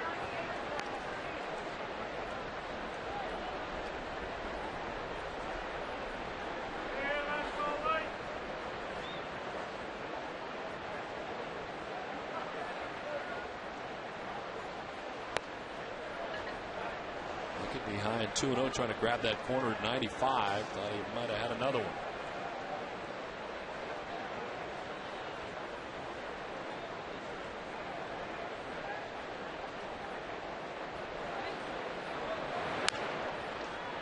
To shortstop, Scudero's got it. And a double pump, and in plenty of time. A 1-2-3, top of the 6th. 5.5 done. It's 3-1 Boston.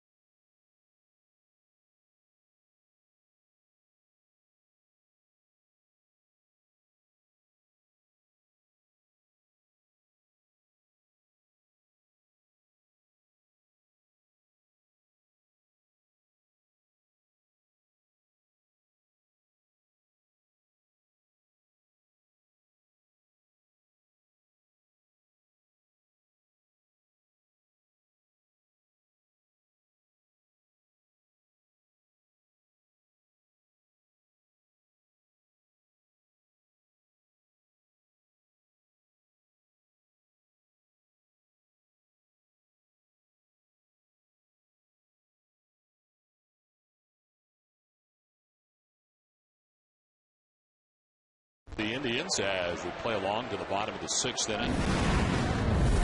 Mike Lowell, Jed Lowry, Bill Hall to face David Huff. Nearing 100 pitches. Is in 97.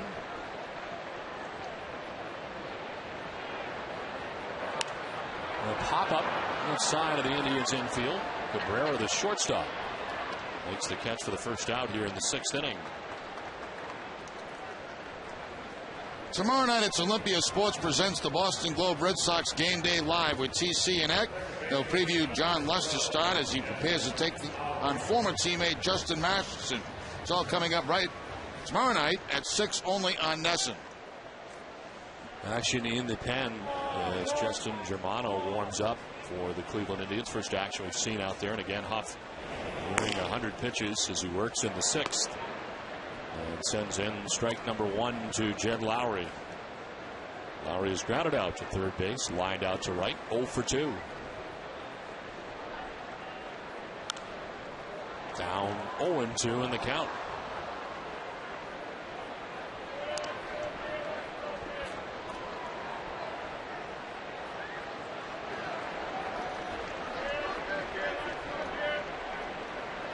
Eighth time in 14 starts that Huff has reached at least 100 pitches in his outing.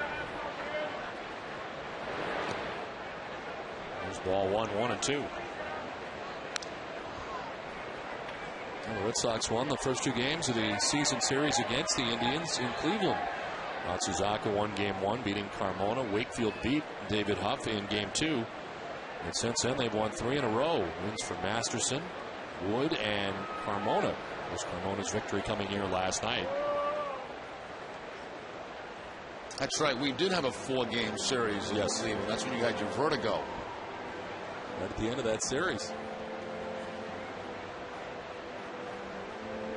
Fausto Carmona has had a win and a loss against the Red Sox this year. Daisuke beat him back on the 7th of June at Cleveland, and of course beating John Lackey here last night, with Chris Perez getting the save.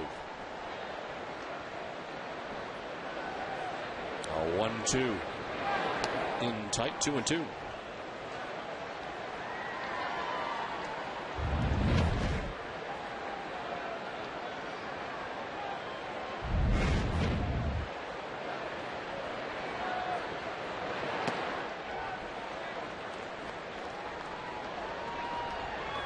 Six in a row retired by Huff.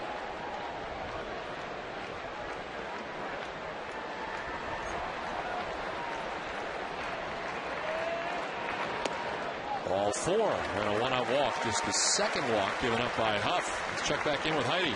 Don, the Red Sox had some special guests for early batting practice yesterday. The Bruins' Milan Lucic and Sean Thornton took some hacks in the cage and even got some hitting advice from David Ortiz. I talked to Thornton about the experience. I have never swung a bat before in my life. I've always played lacrosse growing up, so I didn't know what to expect, but I heard I hit it farther than Savvy when he was out here, so I'm happy with that. I heard your hands got pretty torn up, though, something you're not used to. Not that bad, but it does hurt a little bit more than I thought swinging at that ball. It comes in pretty quick, and I know he was just lobbing them in there for us, so those guys, they got an all-new appreciation for what they do. Ortiz is actually a big fan of Thornton. He went to a Bruins game last year in which Thornton got into a fight, and Poppy liked his toughness. Don? All right, Heidi, thank you very much. The Red Sox have a 3-1 lead and a pitching change from Fenway Park.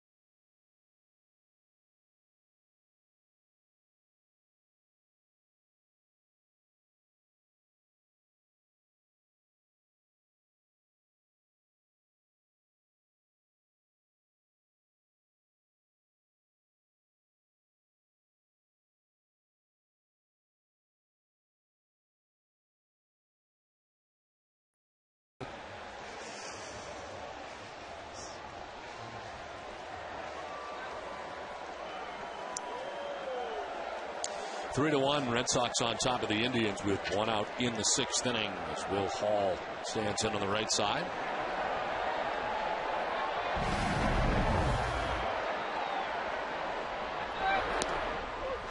In there for strike 1. This call to the bullpen is brought to you by New England Ford Dealers. Justin Germano in the game for the Indians. 1 appearance. Came in against the Blue Jays, got a no decision, going 2 2/3. No runs, a hit, a walk, and 3 Ks. They split the season between AA and AAA. Before moving up to the majors this season. Actually pitched last year in Japan. 6'3", 200-pound right-hander, originally drafted by the Padres in the 13th round back in 2000.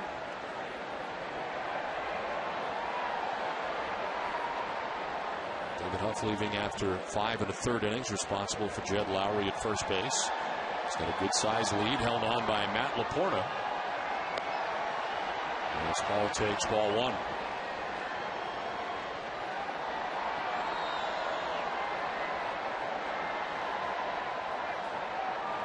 Between the 2 stops, AA and AAA. AA is in Akron for the Indians. AAA in Columbus is 5 3 with a 3.22 earned run average. 7 starts, 24 overall appearances. He was brought up the day before the trade deadline on the 30th of July. And that decision we showed you against Toronto, his debut.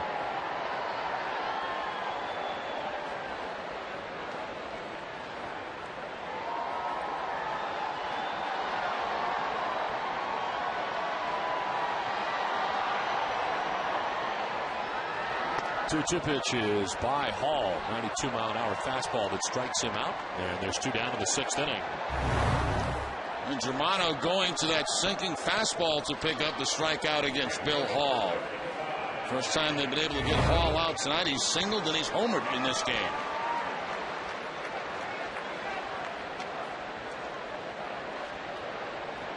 So 2 outs. Lowry remains at first base. There's Ryan Kalish.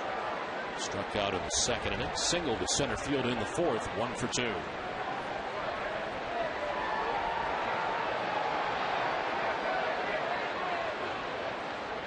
Pitch out and nothing doing. Lowry still at first base.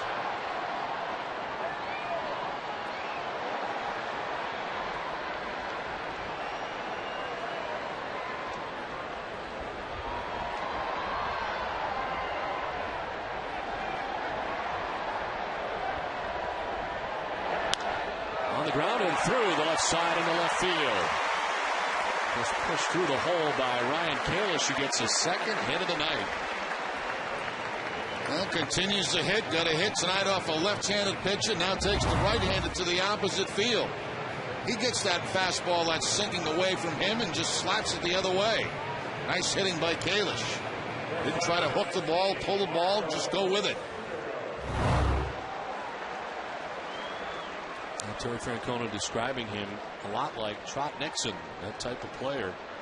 And so far he has been fun to watch.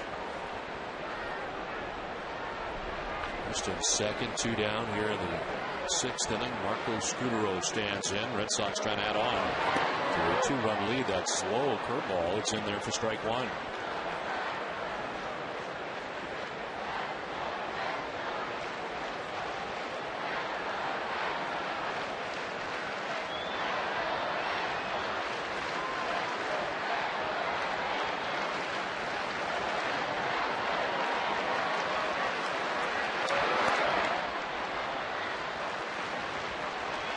Introducing Arbor Coat Exterior Stain by Benjamin Moore, a revolutionary waterborne stain that outperforms the best oil-based stains on the market.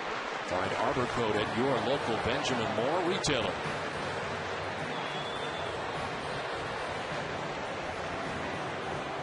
Two outs and runners at first and second. The meeting for Lou Marson out to the mound to talk to Justin Germano. First out of the pen for the Indians tonight. Relief of David Huff is on the hook and responsible for Jed Lowry, who's in scoring position at second base. Slap foul, 1 and 2.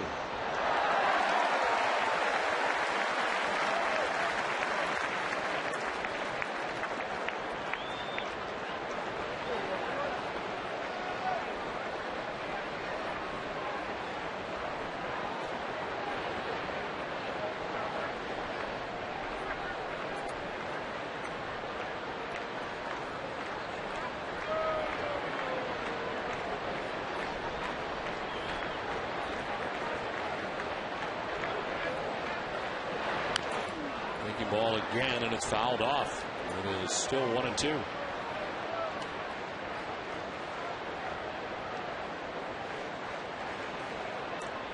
David Huff, 5 1/3, 7 hits so far. Has been charged with 3 runs, walked 2, struck out 2. Now responsible for Lowry at second base. Kalish now at first, 2 down.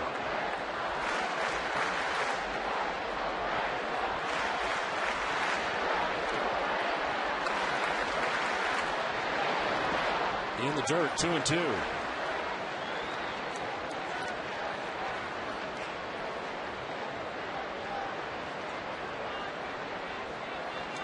Josh Beckett, 78 pitches through the first 6 innings. And on a roll now through the middle innings. He has retired the last 8 batters that he has faced.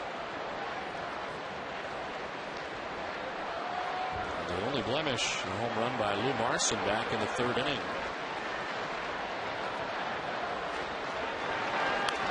This right in on the hands is fouled off, 2-2. Seeing a pretty good moving fastball from Germano.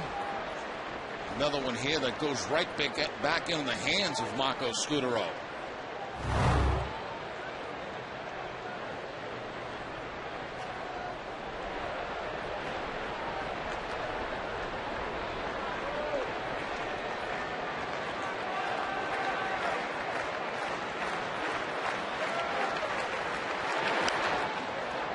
Back into the seats quickly, 2-2, protecting the plate, Scudero.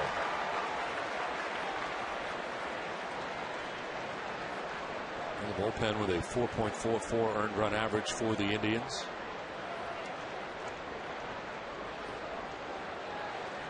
Cleveland has a pitching staff. They are 12th in the American League with a 4.49 earned run average. That's a team. Only the Kansas City Royals and Baltimore Orioles with a higher earned run average.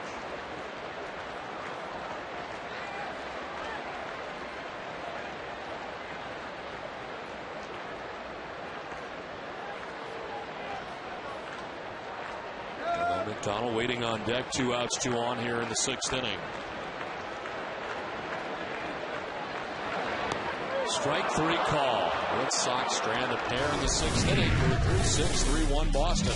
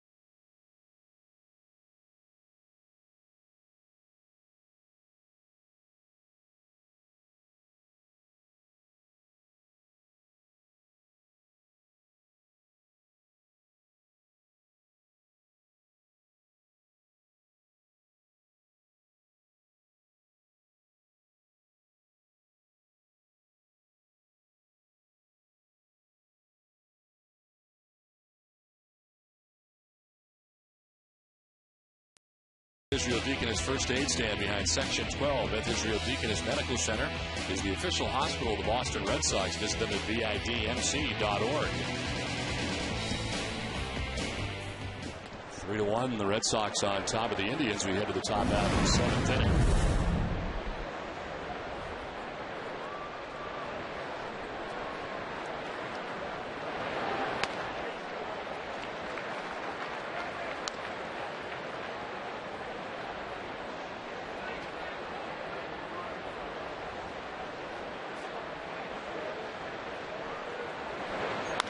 This is on the ground foul outside of third, and it's 1-2. Well, Don, thank you very much for talking about my speed, as I have been now presented with a Massachusetts uniform citation for driving recklessly, speeding, driving to endanger around Fenway. Apparently somebody noticed besides me. Yeah. And I'm sure there's going to be more to follow in each city that we go to the rest of the year. Beltre throws to first base. Matt Laporta is retired. This is what just happened here in between innings at Fenway Park. And Jerry was boasting earlier that he has never had a speeding ticket, and now he does. Did it say how fast you were going the time that they caught you, or? No, it doesn't. But it has my. It actually has my car plates on here. Offense took place at 8:30. Ooh. But no speed actually on there. No. So I have to appeal this. What is this here, 90? That's possible. I don't know what that means. I've been in a car where you've gone 90. Offenses, 90, Yes. 18. Maybe it was 18 mile an hour. I have a going 90. citation processing center that I have to mail this in to appeal it now. Thank you, Don. You should go to court and try to fight it. So it wasn't you. Although if they have your license, I think you're in trouble. Hazardous material, no. That's good news. That'll help me. We're off to a good start. Yeah, good. This is good. Thank you. Jammed in a pop-up on the right side. Lowry's got it. And there's 2 down in the inning. It's time for a game break again. Tom Karen, TC.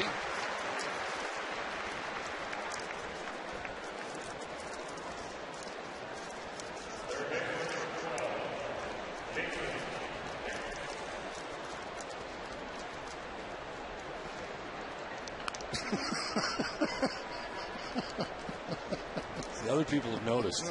I'm not alone. It's awful. I mean, I probably shouldn't have said anything, but No, you set me up nicely. this was about. Now, how do you appeal a citation? You have to go somewhere? I think you got to go to court.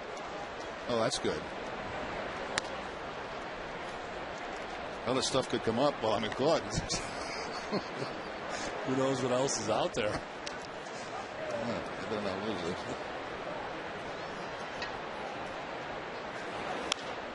Center field. McDonald to right center. He makes the catch. It's a 1-2-3-7. Seventh inning stretch from Fenway. 3-1 Red Sox.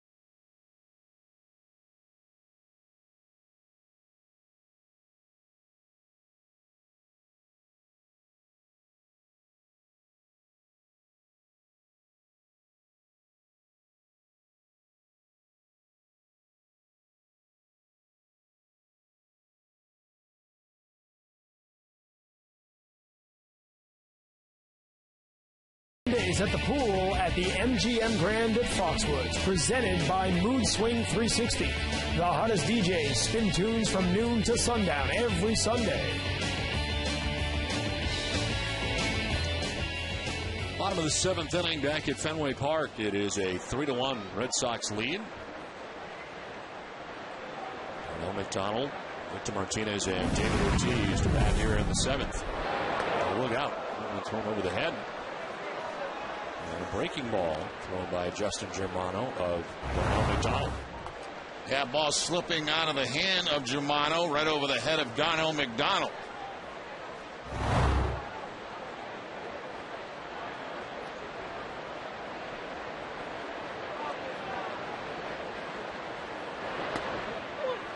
High strike called, 1-1. Darnell lined out third base in the first inning, walked in the third, lined out to center in the fourth inning. And be followed by Victor Martinez here in the 7th. Broken bat foul. Out down the third base line, almost all the way to the umpire, Mike DeMuro.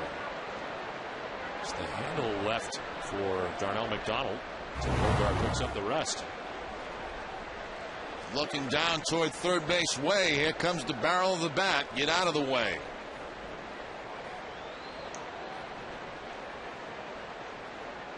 A flying weapon.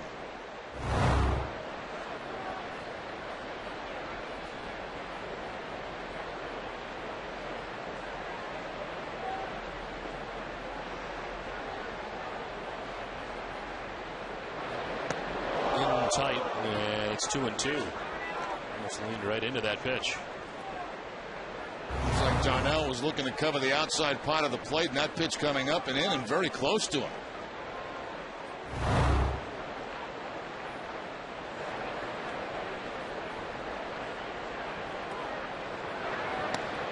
Elevates at 90 and strikes him out. It's the third strikeout for Germano since coming in. One out in the 7th. Yeah, 2 on fastballs, 1 on a changeup. That fastball up and out of the strike zone, but Darnell can't lay off it.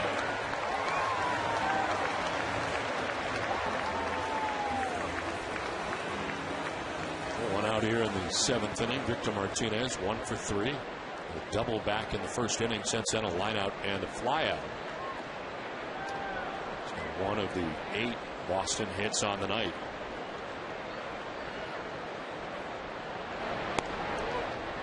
Take strike 1. The starter tonight for the Indians, David Huff, who's on the hook. Just lost to the Red Sox earlier this season with 5 1/3 tonight. 7 hits, 3 runs, walked 2, struck out 2. And gave up 2 home runs. The 2-run shot for Mike Lowell in the second inning, and the solo home run for Hall in the fourth.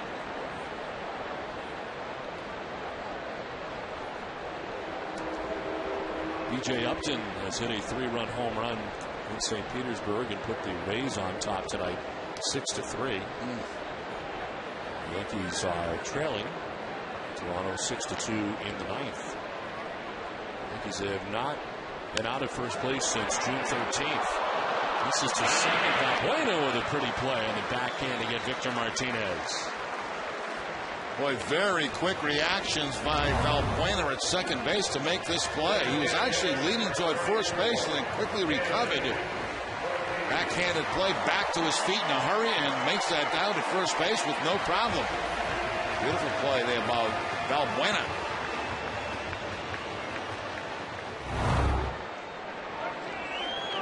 Two down in the 7th inning for David Ortiz.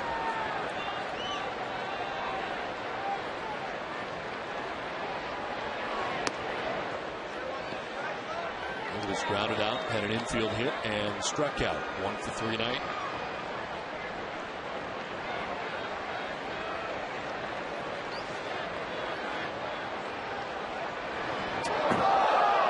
And this one at 91. That could be payback for the pitch earlier in the ball game that went off the knee of Sin-Soo Choo. You're going to hit somebody you'd think it would be David Ortiz. And they went after the same spot down in the zone. This was Choo back earlier in the ball game off the knee. And now with 2 outs here in the 7th inning, David Ortiz getting one behind him.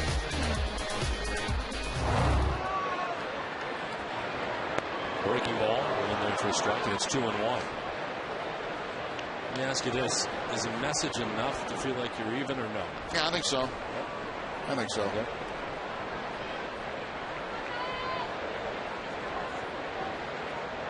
A 2-1 pitch. Inside, and it is 3-1.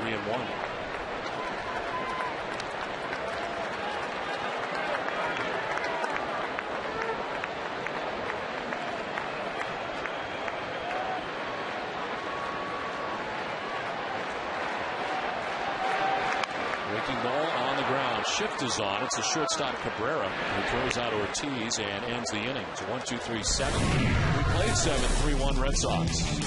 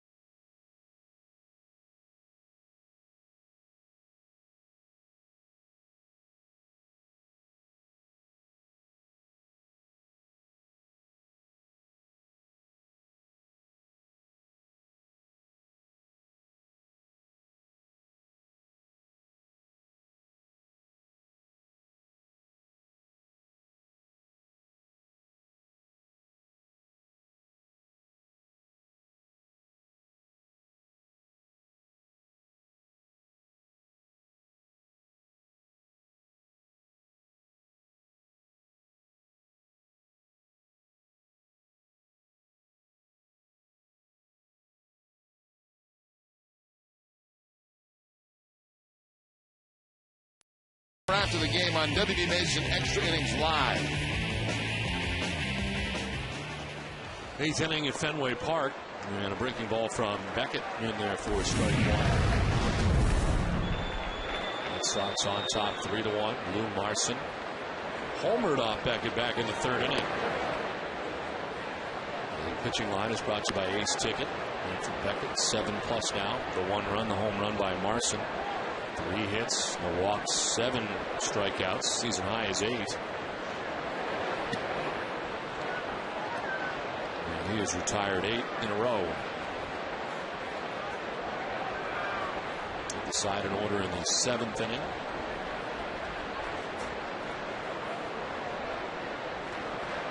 He pitches for Beckett as he works here to the first batter of the 8th. There's a hop up into shallow right. Lowry is out. In is Kalish. It's Lowry who makes the catch for the first out of the inning.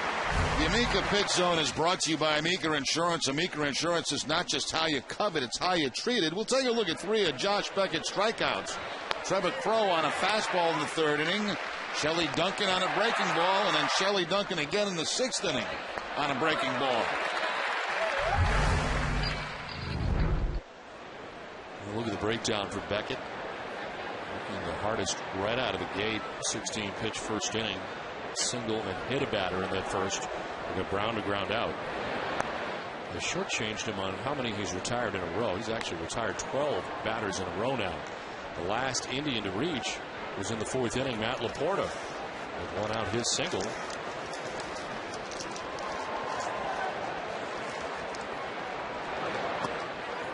for a strike, and it's 1-1. Further action in the pen for the Indians. Jensen Lewis, right-hander, is up. The Indians have had their starter go 5 1/3. And Justin Germano the last inning in 2/3. No scoring has taken place in this game since the 4th inning. Trevor Crowe from the top spot in the Indians order, 0 for 3. He struck out twice and grounded out.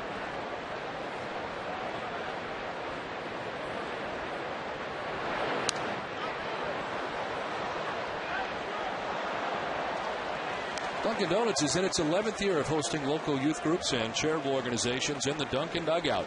Special seating section at Fenway Park. Thousands of children have had the chance to catch a Boston Red Sox home game thanks to Dunkin' Donuts. It is filled up out there tonight as they've enjoyed a Red Sox 3-1 lead here into the 8th. And as always, we thank Dunkin' Donuts for dropping off refreshments to the booth.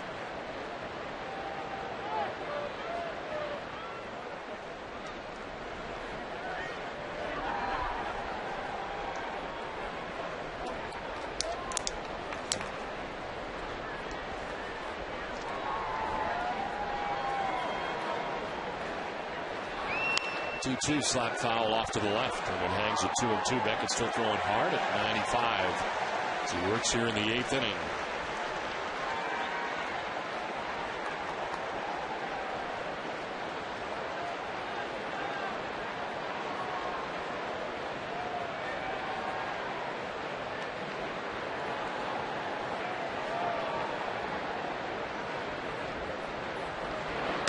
Strike 3 call. Cook can't believe it. Left the inside corner. He ties his season high for Beckett. That's his 8th strikeout. That's the 3rd time tonight that he has struck out Trevor Crowe on fastballs. Everything away in that at bat with the exception of the last pitch. Comes inside corner with the fastball to pick up the strikeout.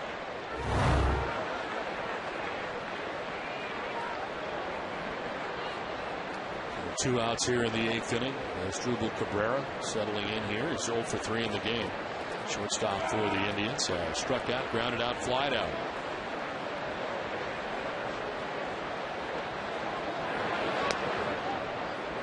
Breaking ball missing for ball 1.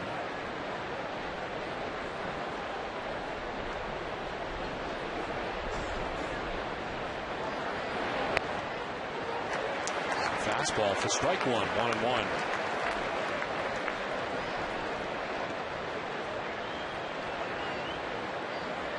Pitch 100. He's down around the shoe tops for ball 2, 2-1.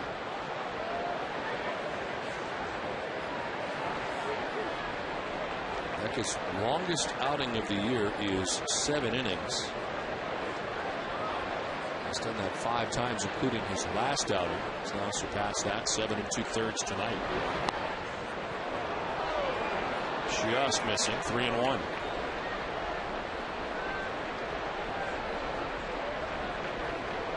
Just over 100 pitches on the night for Beckett.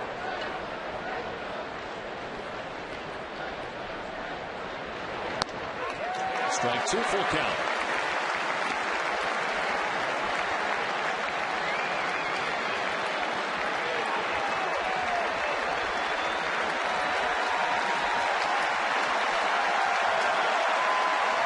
Pitch to Cabrera. On the ground at first, Lowell picks it on 2 hops, takes it to the bag, inning over. A special outing from Beckett tonight as a 3-1 Red Sox lead.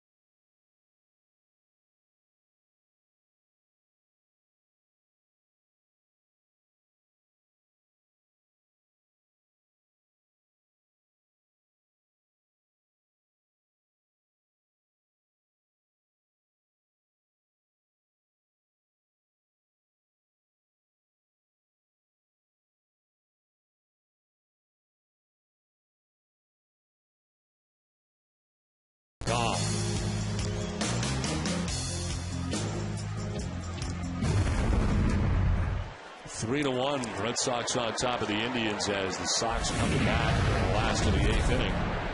Adrian Beltre gets thrown behind now from Jensen Lewis. He takes exception to that. They tried to get Ortiz last inning. They go after Beltre here in the 8th and miss. And this will bring the dugouts out here at Fenway Park.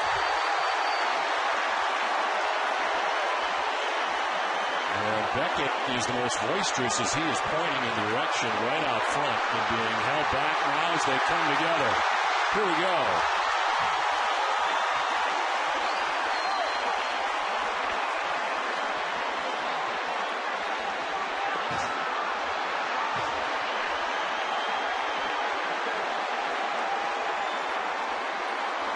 Things appeared to be calm until Beckett arrived. And it moved to a new level right after that. And DeMarlo held to his credit getting Josh out of that pile as quickly as he could. It's like Beckett's target was Shelley Duncan. Yes. Couldn't tell. Did look like he was pulling in his direction.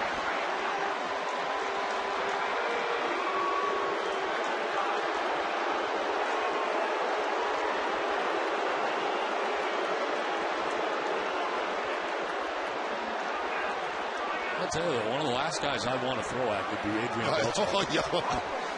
The human destroyer.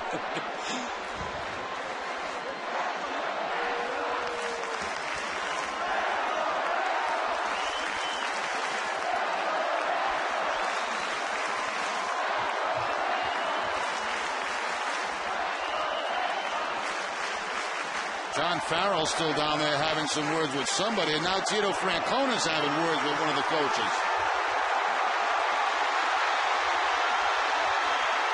I see this every day.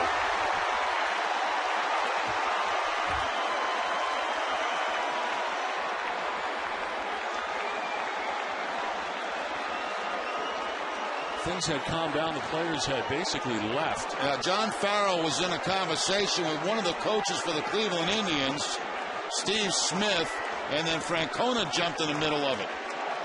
He was the third base coach for the Indians. So now they start leaving again.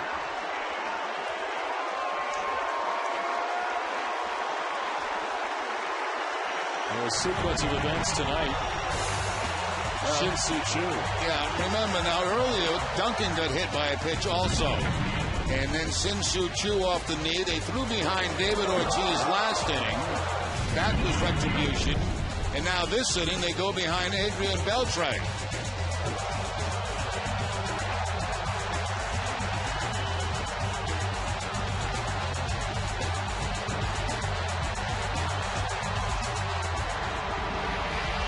Josh Beckett was moved out of the pile, and then as things were breaking up, Smith gets involved with John Farrell, and that's when Francona became involved.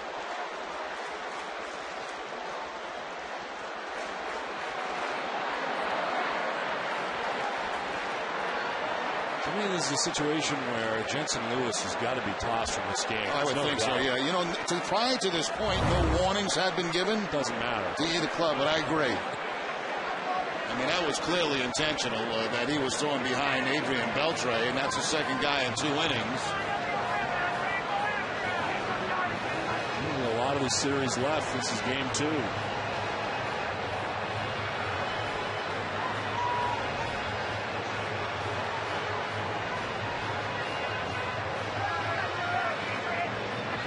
Earlier in the ball game, Shelley Duncan got hit, but it looked like it was on a breaking ball. Let's take one more look. Yeah, curveball that went up over the head of Duncan.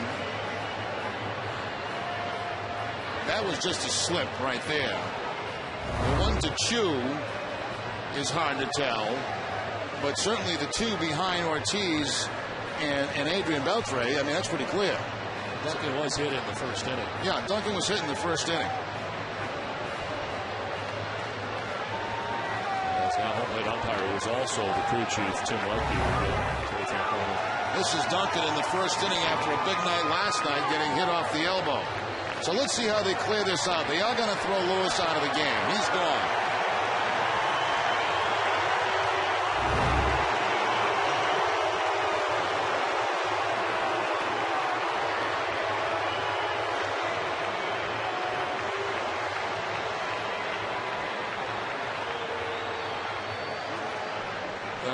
Let's see what they do here with Josh Beckett. He was going to be out of this game anyway, as they had kind of given him the handshakes in between innings at the end of his last pitch of the 8th inning. For what reason would they have to throw Beckett out? I mean, really, I mean, he was on the field like everybody else. You can make an argument he was the aggressor, which is the only thing I would say. You're right. When he gets out there, kind of move the pile. We'll see. But it is calming down here at Fenway Park. And so far, the only ejection is Jensen Lewis. Step aside. Fill you in when we come back.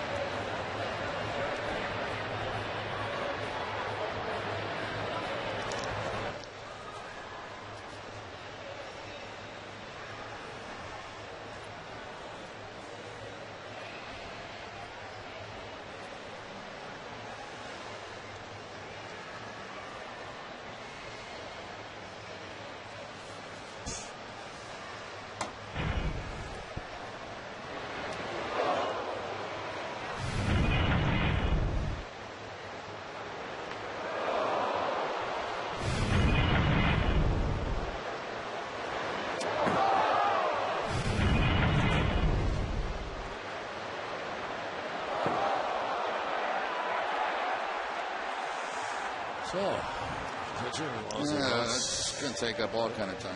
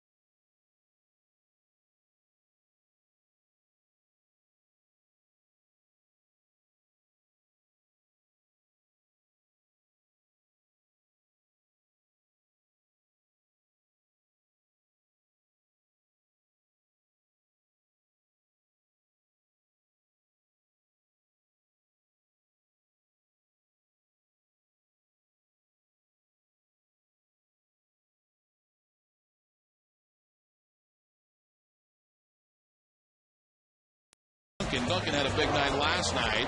Fastball trying to get inside. And then he got Shin-Soo Choo off the knee.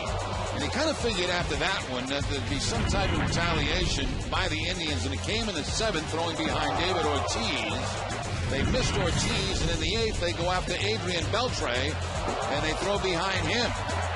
Now the bench is empty. And it very apparent that Beckett was yelling at somebody else, then Duncan became involved with Beckett, and that's when those two were screaming at each other, and it just continued on and on after that between coaches. John Farrell and Steve Smith having words, and then Tito Francona getting involved with Smith. That's about as hot as I've seen Tito with in any part of the opposition ever.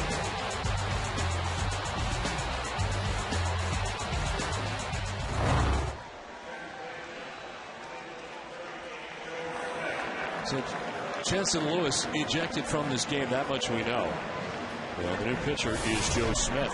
In his 30th appearance of the year, 1-1, a 5.48 earned run average, 218 opponent batting average.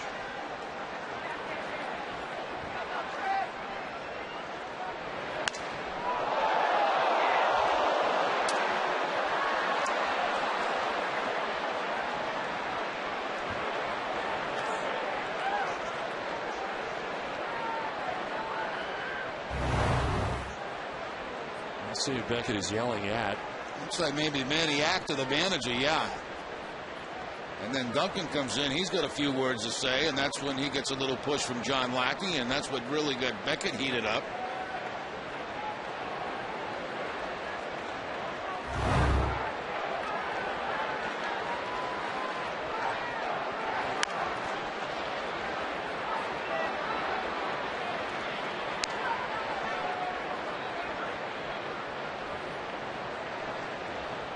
So 1 ball, 2 strikes to Adrian Beltre, who's had a chance here to calm down after being Zip with a fastball in behind him by Jensen Lewis, ejected.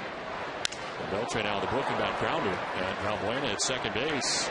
And the first out of this 8th inning.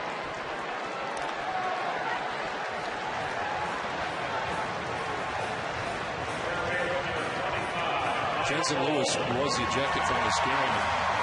Still trying to confirm whether or not Beckett was. He was coming out of this game anyway. He was done after his 8 innings of work, but it appeared that Beckett was also ejected.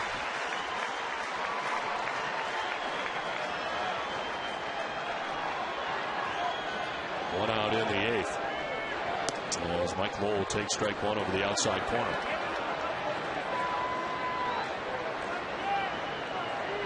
Steve Smith, the third base coach for the Indians, was also ejected.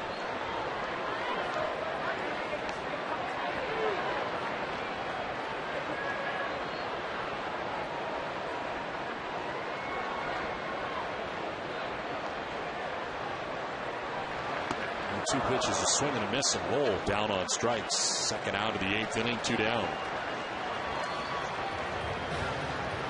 Playing the game is brought to you by Aspen Dental. Let us help you find your smile. And in Mike Lowell's first at bat, back off the DL, a 2-run home run to give the Red Sox a quick 2-0 lead. That was on the very first pitch that Mike Lowell saw in this game tonight.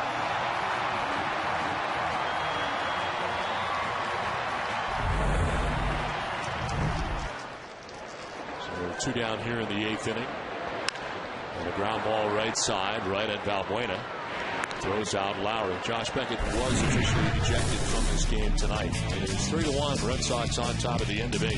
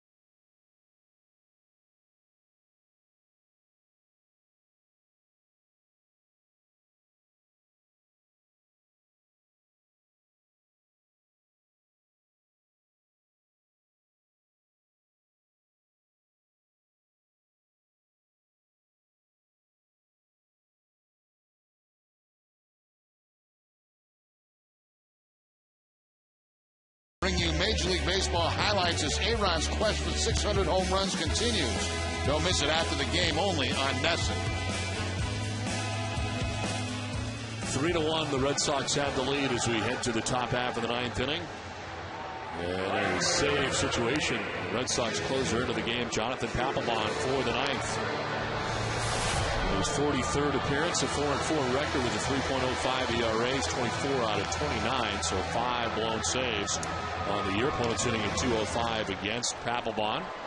And the win versus Detroit on Sunday, despite relinquishing a 3-run lead after he entered the game with 2 on and none out in the 9th.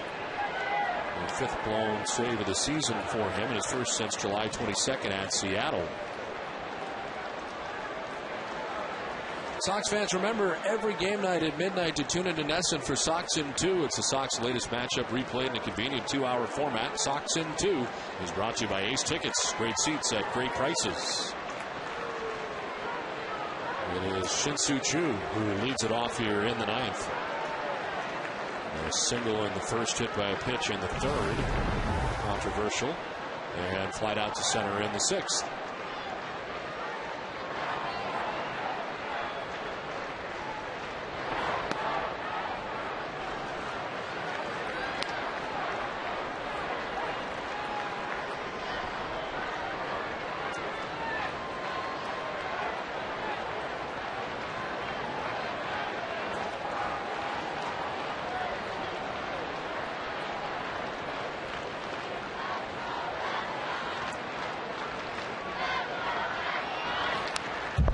Straight back, 1-1. 96 in the fastball. It was up.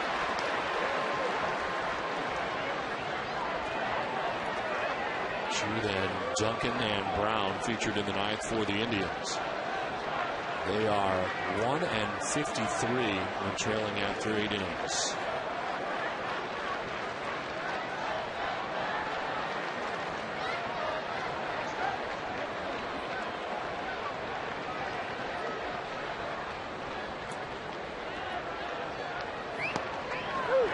Strike 2, 1-2. Chu didn't think so. But it grabs the inside corner, according to home run umpire Tim Welke.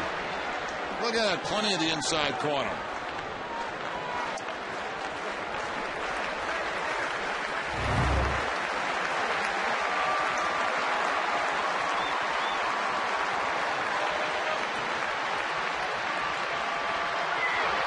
Swing and a miss. Papelbon with a good start to the 9th. Strikes out Chu, 1 down. And gets it done with a split-fingered fastball.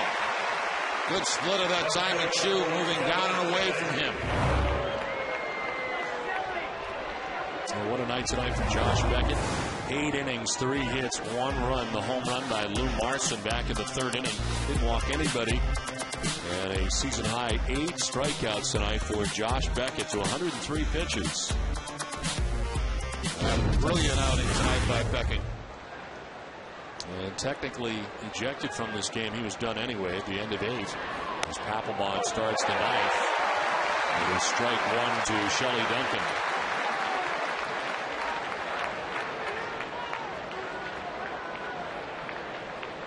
Since coming off the DL, 22 and a 3rd innings for Beckett, has given up 5 earned runs. He's come back very sharp. And 0-1 to Duncan. Now it's 0-2. That's a splitter again from Jonathan Papelbon. It's working for him early in this one tonight.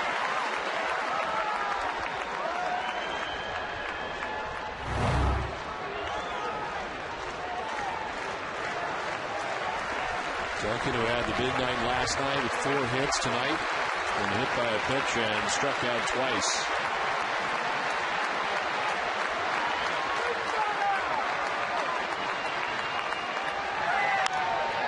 Fly ball to shallow left. Bill Hall coming in. 2 down in the 9th.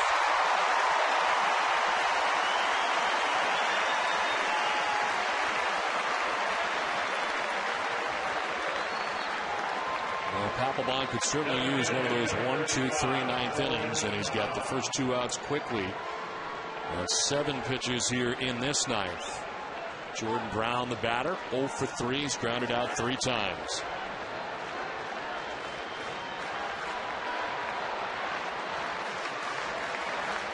Indians take game 1 of the series. The Red Sox an out away from taking game 2.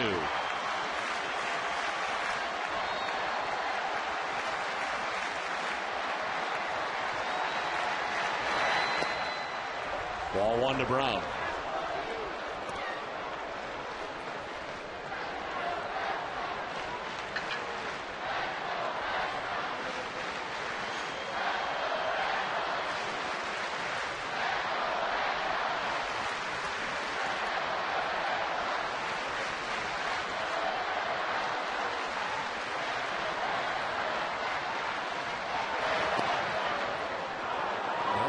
And just missing 2-0.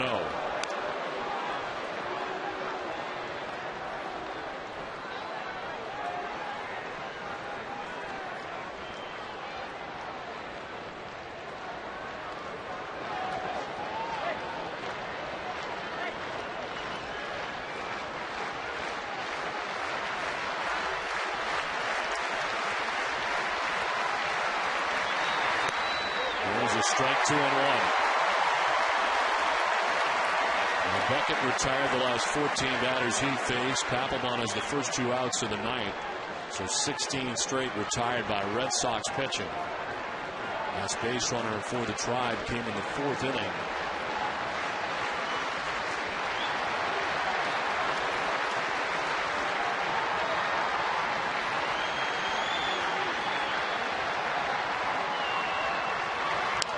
Fouled off, and it's 2-2.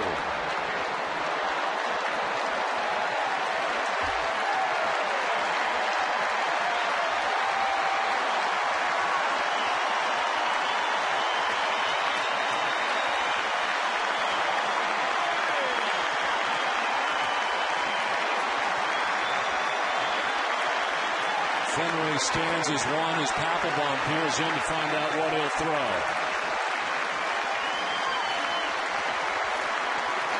Ready with a 2-2 pitch. Chopped right side at Lowry. On to first. Red Sox win. Papelbon with his 5th consecutive season of 25 saves. 1-2-3 ninth inning, a clean ninth. Red Sox pitching retired the last 17 they face, and tonight Josh Beckett outstanding, Jerry. Sure was, Don. He was right on top of the game tonight. I mean, he had control of all the pitches. Great curveball in the ball game tonight. Good fastball, good cut fastball. And what a nice return for Mike Lowell. And Limbo, over the last couple of days, comes back, sees the first pitch that he hits for a home run. And, of course, Bill Hall adding 1-2. Nice win by the Red Sox.